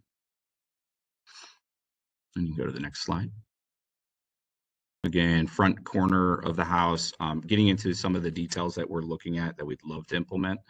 Again, a lot of them will depend on budget, but integral gutters built into the roof so that you're not seeing those things kind of hanging off the side, and then downspouts along the side of the building that are actually open, but pushed or subtracted from the volume of the home to kind of minimize their impact aesthetically, and also just keep maintenance low with the steel frame around the entry. You can go to the next slide, please.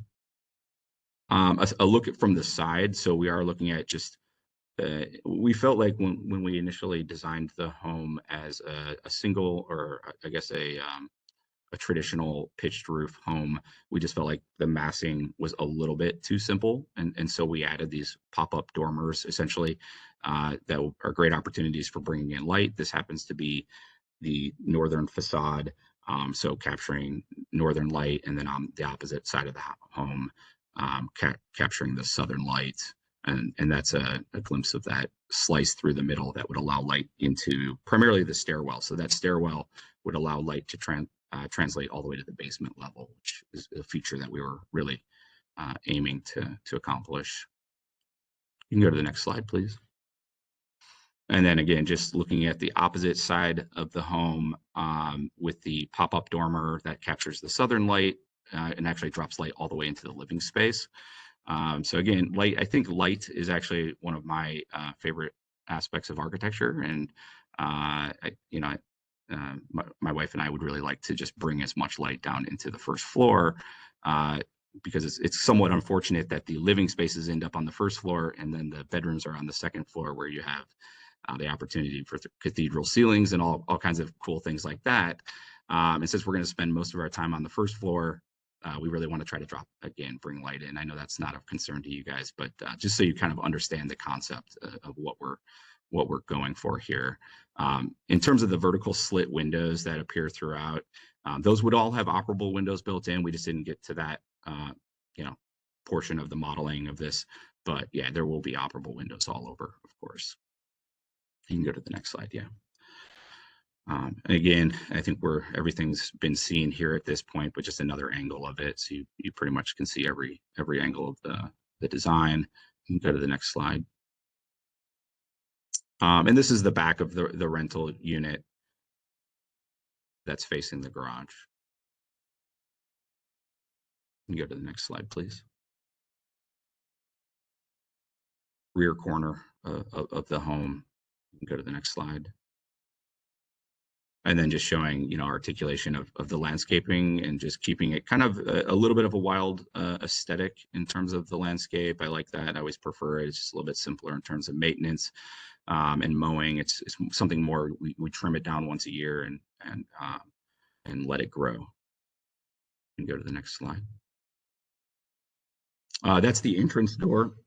So just a really small canopy.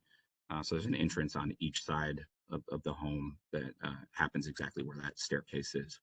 Go to the next slide. And straight on view of the garage. Next slide, please. And a couple of evening shots. That's not the best one, but you can keep going. This is that kind of a strange corner that happens because of the back out clearances for the garage. And then one more slide, or a couple more slides here. And then, yeah, that's it.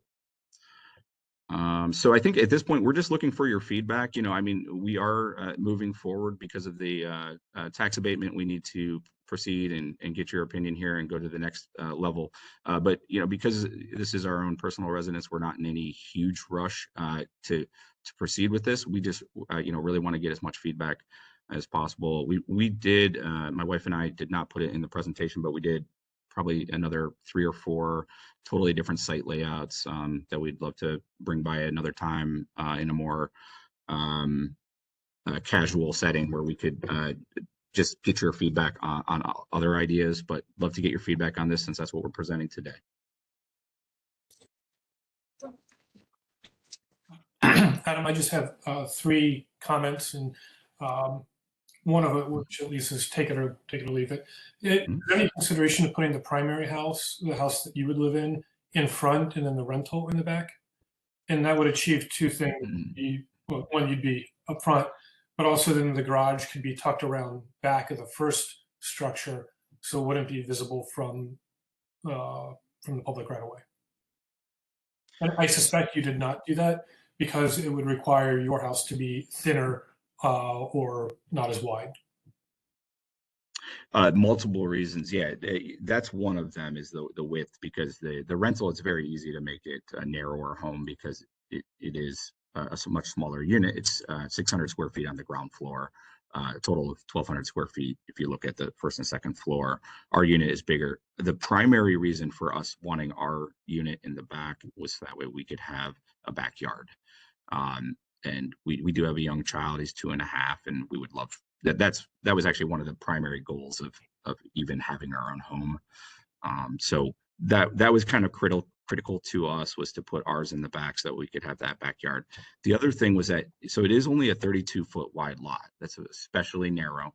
And so essentially getting turnaround clearances for the garage, if you were to put it in the back, tucked away in a different way where you couldn't see it at all.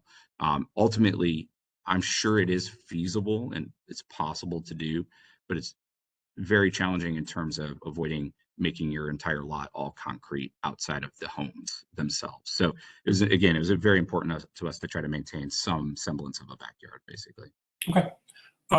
That was my take it or leave it comment, and your rationale makes sense. Then the other 2 all have to do with the front facade.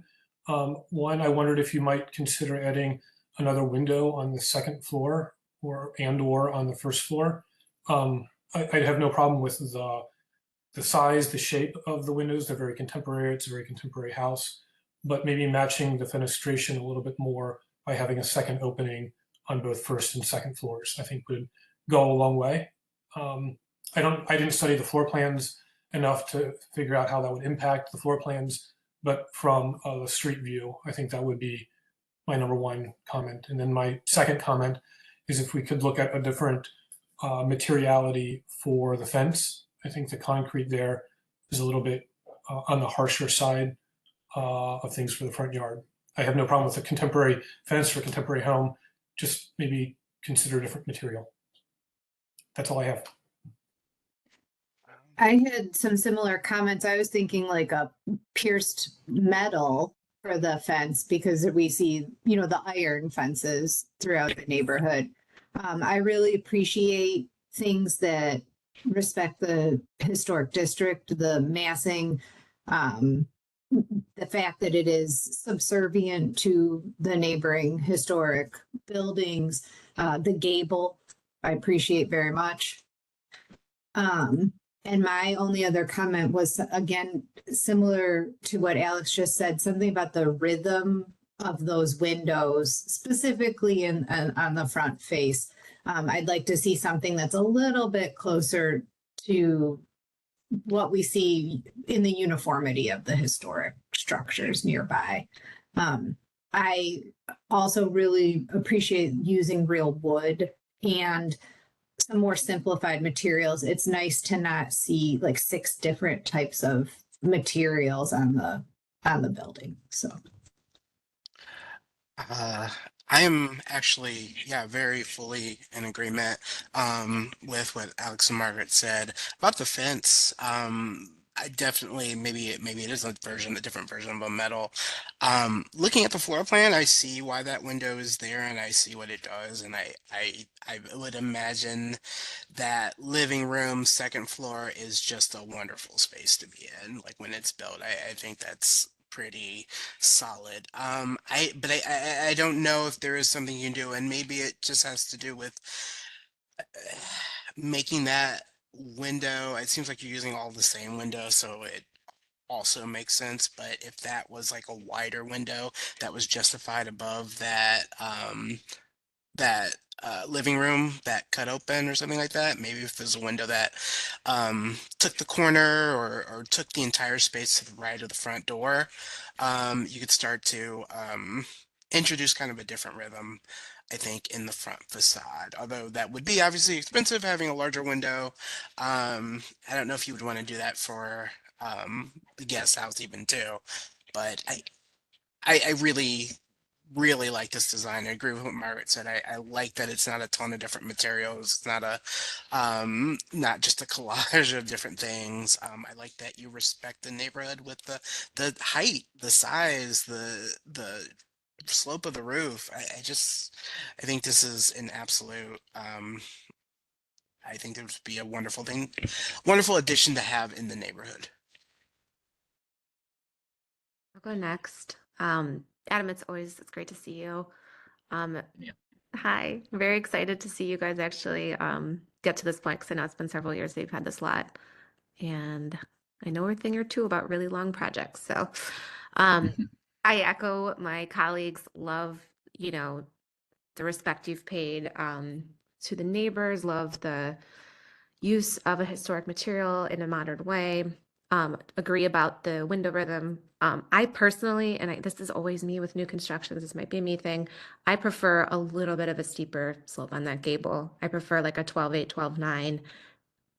It's something I think I tell every person who proposes a front-facing gable, though I don't know that that would be a deal breaker.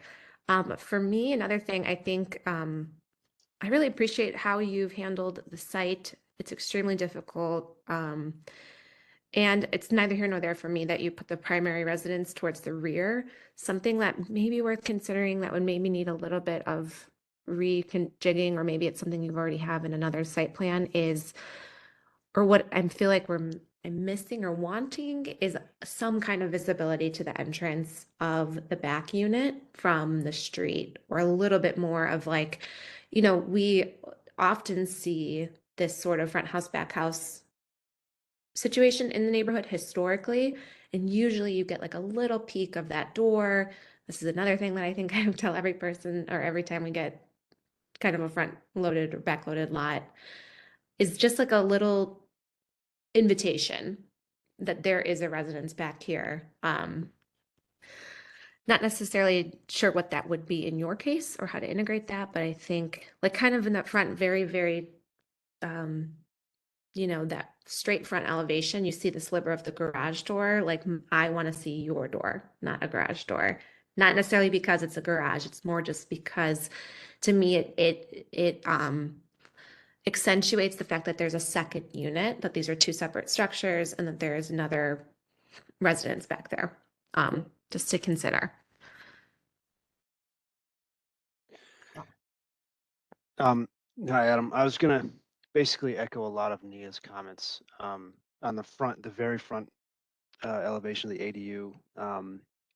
The only comment I have on that particular piece is I think there's a little bit of tension in the upper window and then the lower window that I think would be better served if they're just pulled a little bit apart. I don't know if I think symmetry is, we call it the answer there. I just think that pulling them apart would make that breathing room would make it more successful there.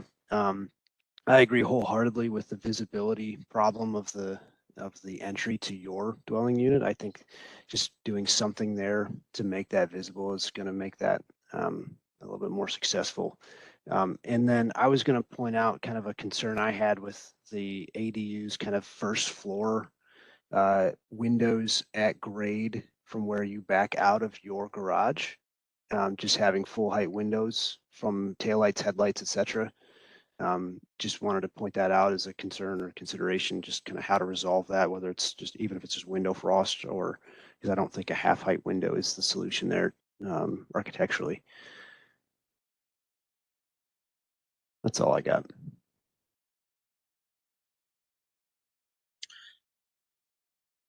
Great. I mean, I think there were a lot of, I mean, it seems like most people tended to generally agree about the front facade and a couple of comments. I think that's definitely something that we're willing to look at. In terms of the concrete, I do love the concrete because of its strength in terms of literally if a car were to come barreling down the street. I like that aspect of it. Steel is definitely an option, I think, for that. However, you know, just a very thick, robust steel would be something I would want to do if we were going to go that direction.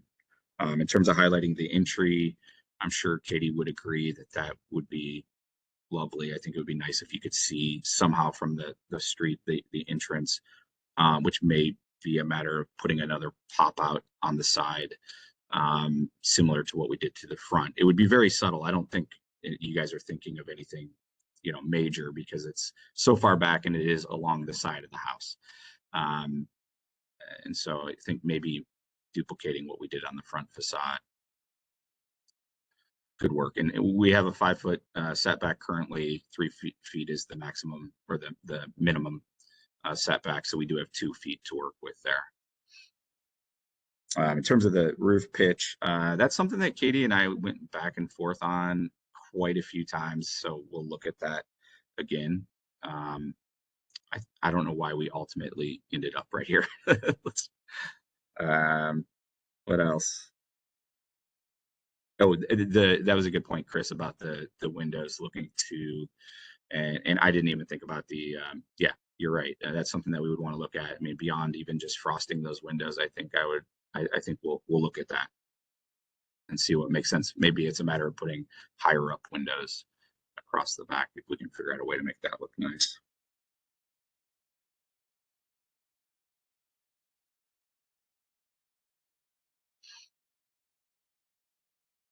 Okay, if there are, right. Go ahead, Dan.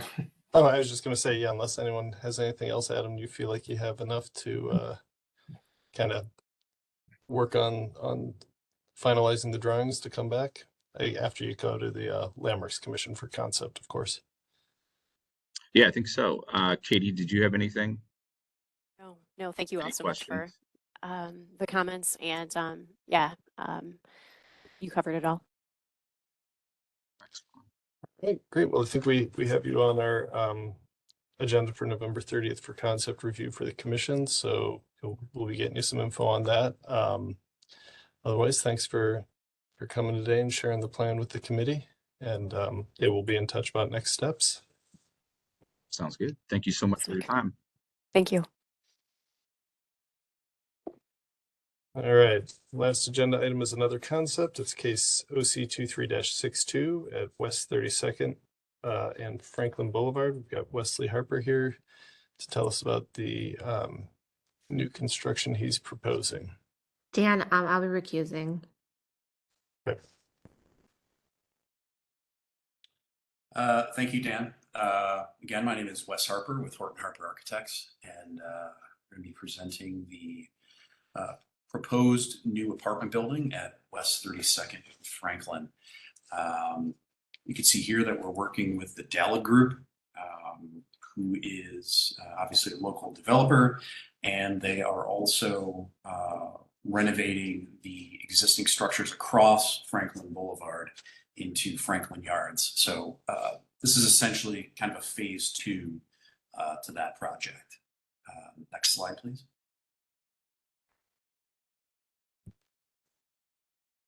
Sorry about that. There we go. So the site itself, as the title describes, we're at the northeast corner of 32nd and Franklin in Ohio City, just west of Franklin Circle.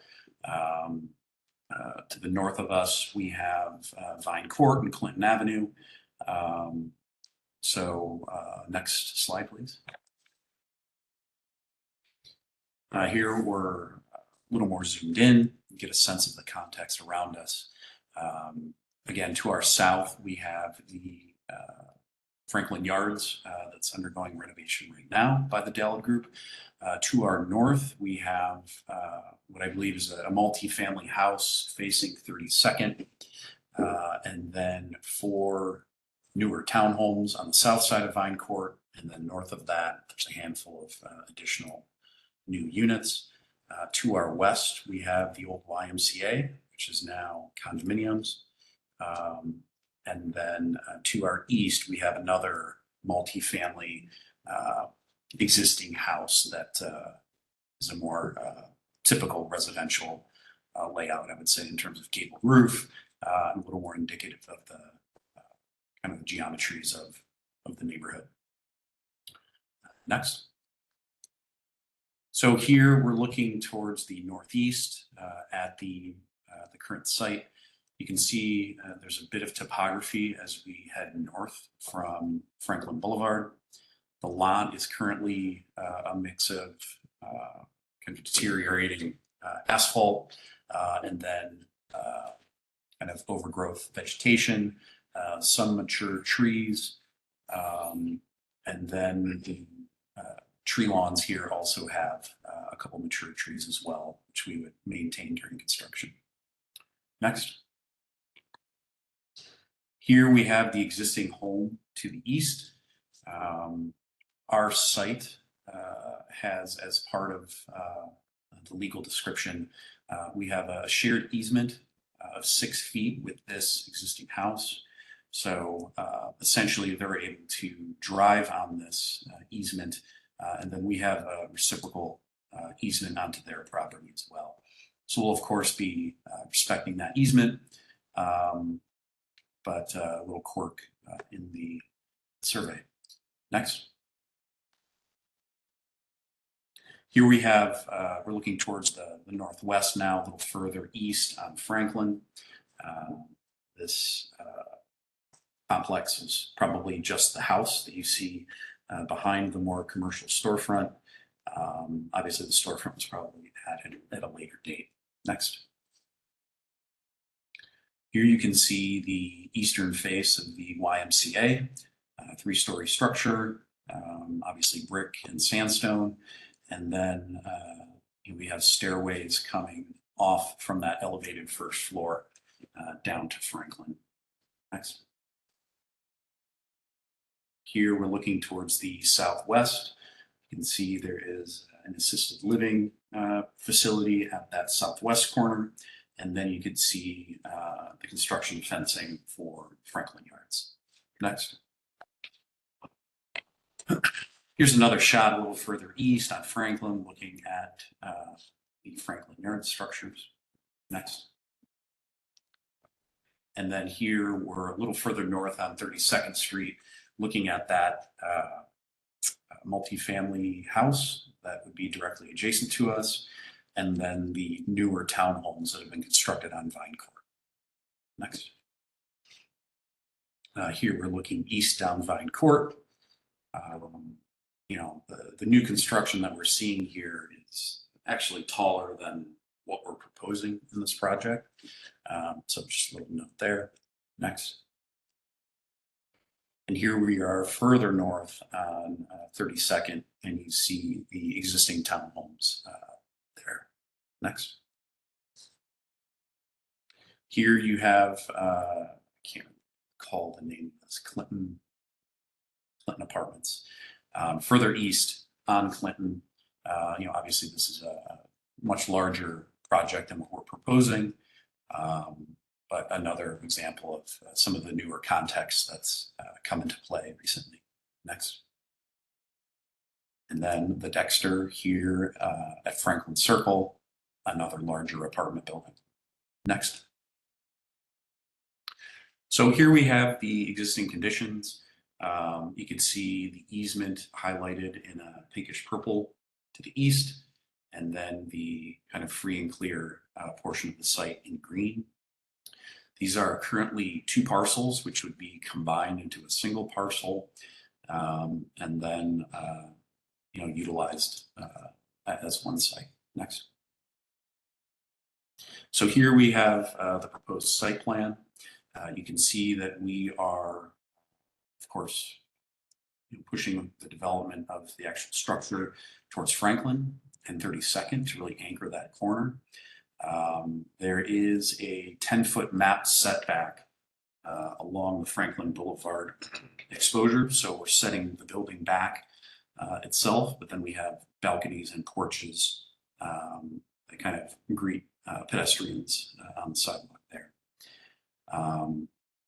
Parking is accessed off of West 32nd Street, somewhat close to the existing curb cut that's there. But then we have 22 parking spaces for a structure that's proposing to contain 32. With the new parking requirements that have been passed in the city, we're actually not required to have any parking since we're within a quarter mile of a high frequency mass transit line. But we think that this is something that will help market the project, which is more of a moderate income, middle market price point. So we think having these parking spaces here will help market it. Setbacks along the side, we're proposing 10 feet at the east property line, and then somewhere around 8 foot to 10 foot, most likely along the back against the 3099 Vine Court property. In order to minimize some gymnastics to make the site fully accessible from an ADA perspective, we'll likely elevate the parking lot, moving around some dirt to make that essentially in the same elevation as the Franklin Boulevard facade or floor. We are looking at roughly 25,000 square feet of interior space, with roughly 20,000 of that being leasable. Next.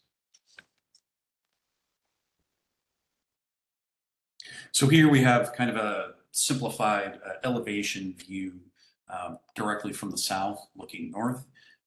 We're of course not proposing to tear down the trees on Franklin Boulevard here, but just got them out of the way so we can take a look at the architecture and fully understand what's going on here. So you can see that we have a lot of figure to this facade, kind of allowing the front porches and the balconies to each unit on Franklin start to define the architecture here.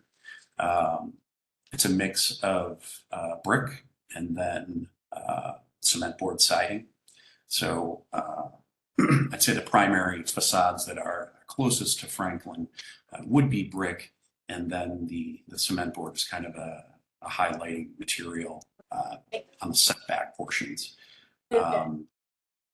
Sorry.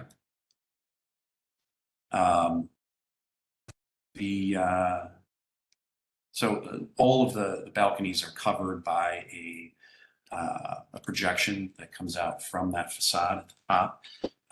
So we think these balconies will be something that is highly marketable, and then also adds kind of a human touch to the street facing facade here. The living rooms and bedrooms of the units that face Franklin are all here in the front facade. So it would be kind of going along the idea of having eyes on the street, habitable porches, which are 6 or 7 feet deep. So there's the possibility of putting even a small table. You could have dinner out there. You could sit out there and have a cocktail. So they will be actually usable balconies to push that kind of usage. Next. Here we have a view looking to the northeast from kind of the southern curb at Franklin and 32nd, giving you kind of a better idea of what's happening in terms of the different planes moving in and out relative to that front facade. We're looking at a couple different ways of kind of defining the outdoor space. At the first floor units, we want to add a bit of a sense of privacy to those porches but still have it be very open and transparent. So there would be railings on those, but they're not really required by code. But it's something that we think makes sense to kind of define public versus semi-private space. In between the porches, we have a good amount of space for some significant landscaping, and that'll hold double duty as kind of acting as relief from the overall new development, but then also add a bit of privacy to those first floor bedrooms. So the setback, of course, being 10 feet, could be a variety of vegetation there of different heights, and really give a sense of privacy to those first floor units. Right now, we show kind of a vertically oriented guardrail to the upper balconies. And then in some portions, it's more solid.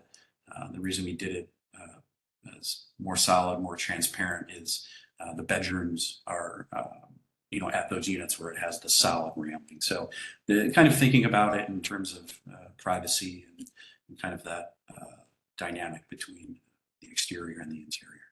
Next. Here's just a view looking more towards the northwest. There are a couple trees in the tree lawn. Again, we're not tearing those out, but it's just removed for clarity. In fact, we work with the city arborist to add more trees to the tree lawn here. So that would be part of the project here.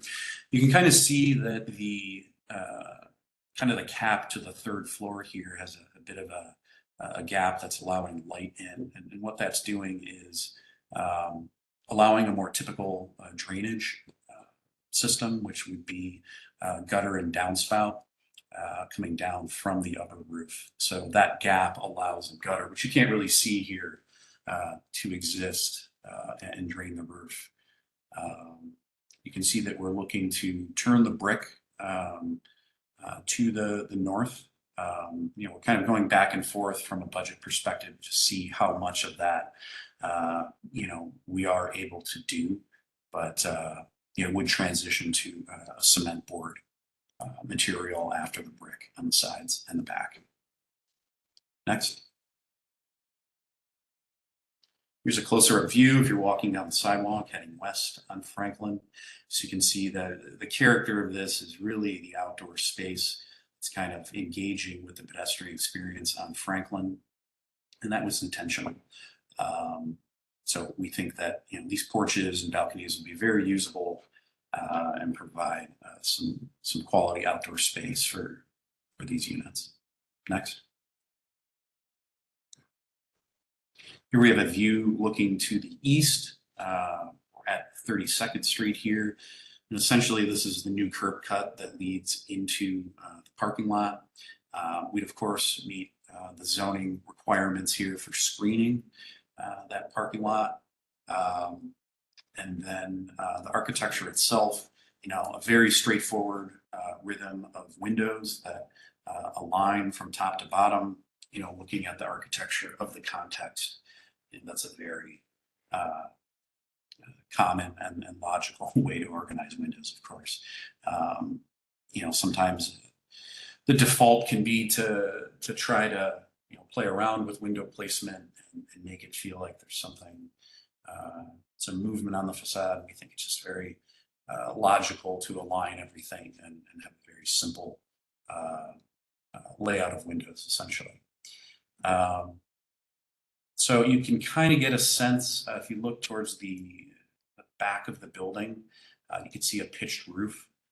As we get into the elevations, it'll become a little more clear. But the roof of this, as currently drawn, is a 412 pitch, kind of heading to the perimeter of the building in essentially all instances. And so that is visible the further away you get from the building, but the closer you are, it would not be visible in most instances. Next. Just very simply, we have kind of Franklin facing units and then units that are facing the rear. They're all served by 3 individual stairways that just simply go up to the 3rd floor. So there's essentially no internal corridor circulation. Again, this is a very efficient build from a construction perspective, and we're trying to kind of maximize the leasable area relative to common space. Next. The 2nd floor, same layout essentially, but we do pick up another unit at the northwest corner. Next. Excuse me. And then the same on the 3rd floor. You can see the balconies, start to move in and out as you head up from the 1st floor. Next. Again, now in elevation here, you can see that we do in fact have a pitched roof here. So it's something that we're, kicking around. Do we make the slope a little greater to kind of bring it into the conversation from a design perspective, from context, or do we keep it low and kind of make it feel more of a flat roof design similar to the YMCA and the other context, the newer context to the north of us? That's something I'd hope maybe we can talk about as we move through this. Next. Side elevations, nothing that we haven't seen in the rendering. Here in the back, we have at the base, we're hoping to do brick at this portion, but that may turn back into cement board. But there is a flat portion of this roof above the, you can kind of see here, that would contain all of the condensers for the air conditioners. So we're pretty maxed out on the site in terms of it being used. And so we need to utilize that roof for that purpose. Next. Yeah, east elevation. So this is what the existing home to the east would see, most likely. Again, we're looking at to what extent can we do the brick. Right now, we're showing it at the kind of the center line of that facade, but for budget considerations, it may need to shrink. Next.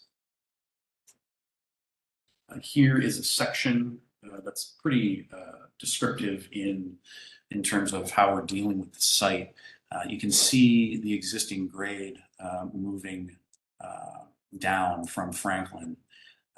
So we're going to essentially fill a portion of the rear of the site to bring the parking up more in line with the Franklin Boulevard elevation, so that the units are both accessible from the stairways in the back, but then the Franklin facing units are also accessible from Franklin from the front porches. And you can also kind of see how this building steps back as we move up. Next. Very simple material palette.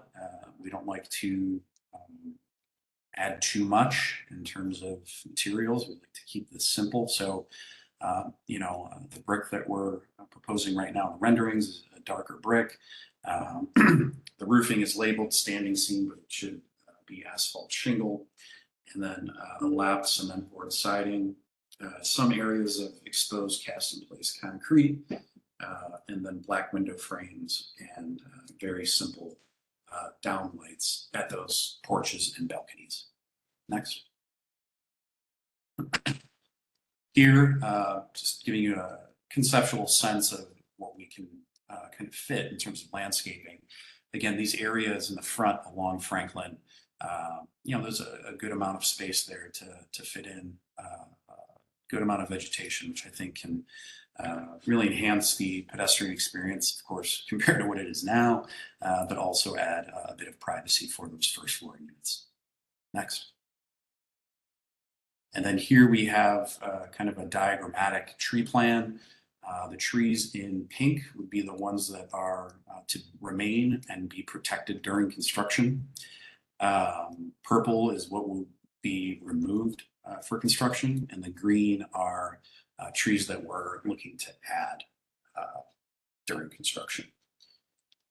With that, I believe that's the final slide. We did go to the Ohio City kind of greater neighborhood review this week. And then we're hoping to go to City Landmarks on the 30th, as well as Block Club. So again, like many projects you're seeing, we're looking to be grandfathered into the current tax abatement policy. So, you know, we're trying to keep the process moving. But with that, I'll open it up to any comments. Thank you. I'll start with, I think things that are going in this project's favor, what is really well done. I think the site plan is generally really good, and I think the scale and massing is appropriate for this part of Franklin Avenue. Big picture, I'd like to see maybe pull more from Dallid Phase 1, the building that aligns, I think it's 31st Place there. You could draw on elements of that, or draw on elements across 32nd from the YMCA building, and add some, I know it's a modern building, but add some detail in brickwork or otherwise that sort of draws on the surroundings, so that, and I don't mean this entirely in a negative way, just so it's not an Anywhere USA building, that this is somehow anchored and reflects components of the historic district. The challenge on materiality, and that you said brick would return on both ends, I think 32nd needs to be treated like a primary facade, just like Franklin does. And whether that's the addition of a door at street level or some other elements to make it more pedestrian friendly and make it interact with the street more, and just treat the 32nd facade just as a primary facade, just as you were doing on on Franklin. And then these are more constructive feedback that maybe we can play around with these ideas. Maybe they work, maybe they don't. But consider pushing the entire building back a few feet so that it's in line with the structures on the north side of Franklin there, and it keeps that build out line. I know you would lose some square footage there, but in this lot has had a interesting history, and we've seen many proposals over the years. None of them obviously came to fruition, but one of them had what I thought was at least an innovative way of dealing with a surface parking lot in a historic district, is that the West 32nd facade continued all the way to the property line. And then the vehicle driveway went underneath through the first floor. There's an opening, and the second floor and third floor went over it, so that it wasn't as visible from the street level. That gives you additional square footage that maybe makes up if there's a pushback on Franklin. The balconies, I think their vertical supports are distracting, and it reads a little bit more like a back porch or back patio than it does something befitting Franklin Boulevard.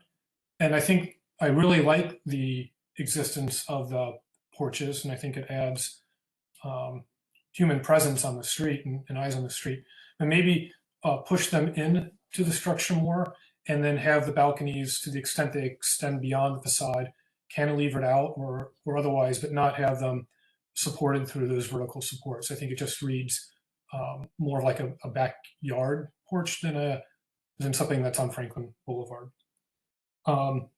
Your idea of playing around with the roof, I do think that it would be better as a flat roof. I think that's what we see across the street at the YMCA building.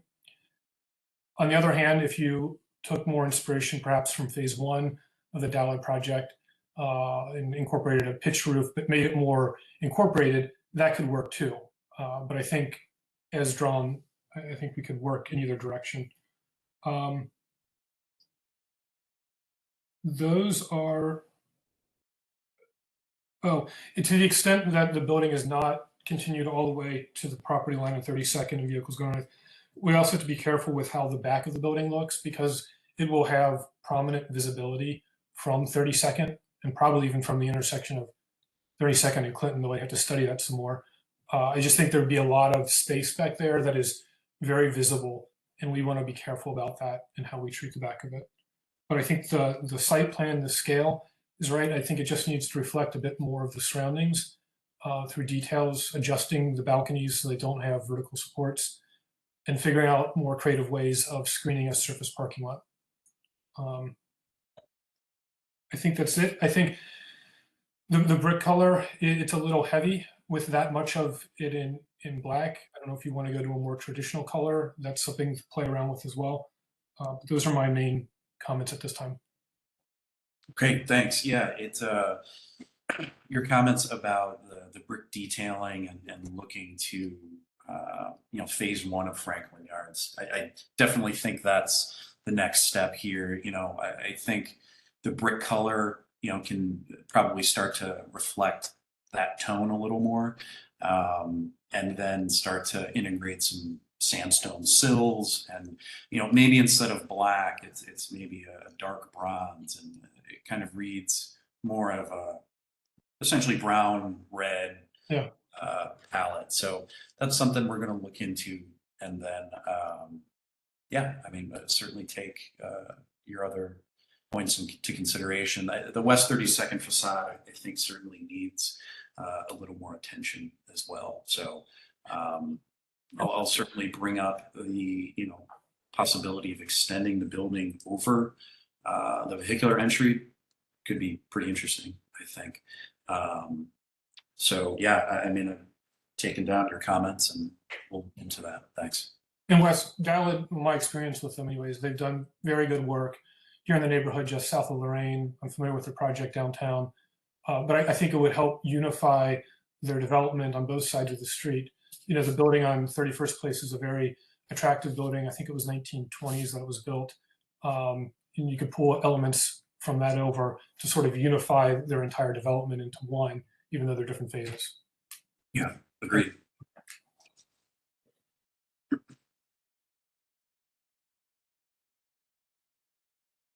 I'll jump in here. So I actually really like the overall form. I like the overall proportion. I like the materials. I agree with kind of a dark bronze as a secondary material to complement that.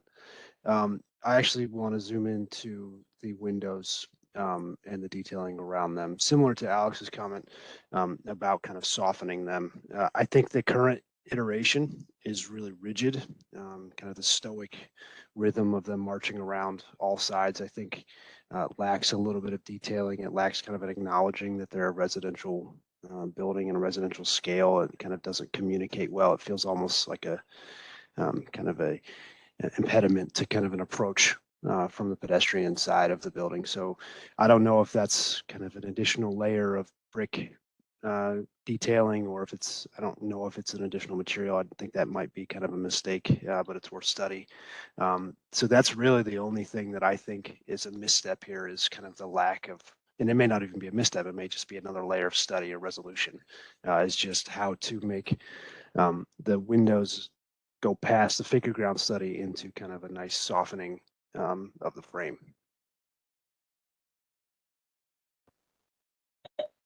Thanks.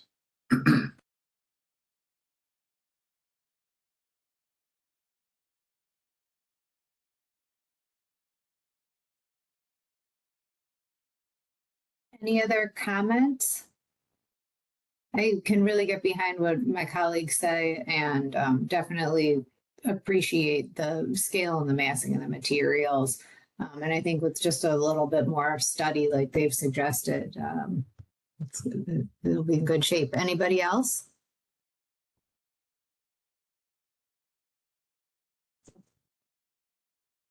Wesley, do you feel like you've gotten enough feedback? I do appreciate it. All right. Well, Wesley, we got you, I think, penciled in for the 30th here to show this to the Landmarks Commission. And then I guess this committee can wait and see what you come up with for final moving forward. So thanks for coming in today. All right. Thanks for having me. Have a good day. You too. All right, Madam Chair, with that, we don't have any other agenda items. Just, I guess, administrative report wise, just one item. Chris Lozier, who's been on our committee here for a bit now, on Monday was appointed by the mayor and approved by council to be the newest member of the Landmarks Commission. So he'll be joining us hopefully by the end of this month on the commission. But he will no longer be serving on this committee as a result of that. So Landmarks Commission keeps swiping our members. We're getting poached left and right. I'm getting the city's poached. What is the city's premier neighborhood or whatever? But yeah, that's all I have. Unless anyone else has anything else. Yeah, if you want to adjourn it, we'll call it a day. Adjourn this meeting of the Ohio City Design Review Committee. All right. Thank you very much. Not quite the 15 minutes we had last time, but I appreciate I guess it was a fluke. everybody's like, do you have any more questions? I'm going to go ahead and make a motion. That was great. Yes. So yeah, keeping it moving. yes. I feel Good like work. Thank I've you. seen that on city planning commission meetings where they just time to make a motion. Let's go. So, Yeah.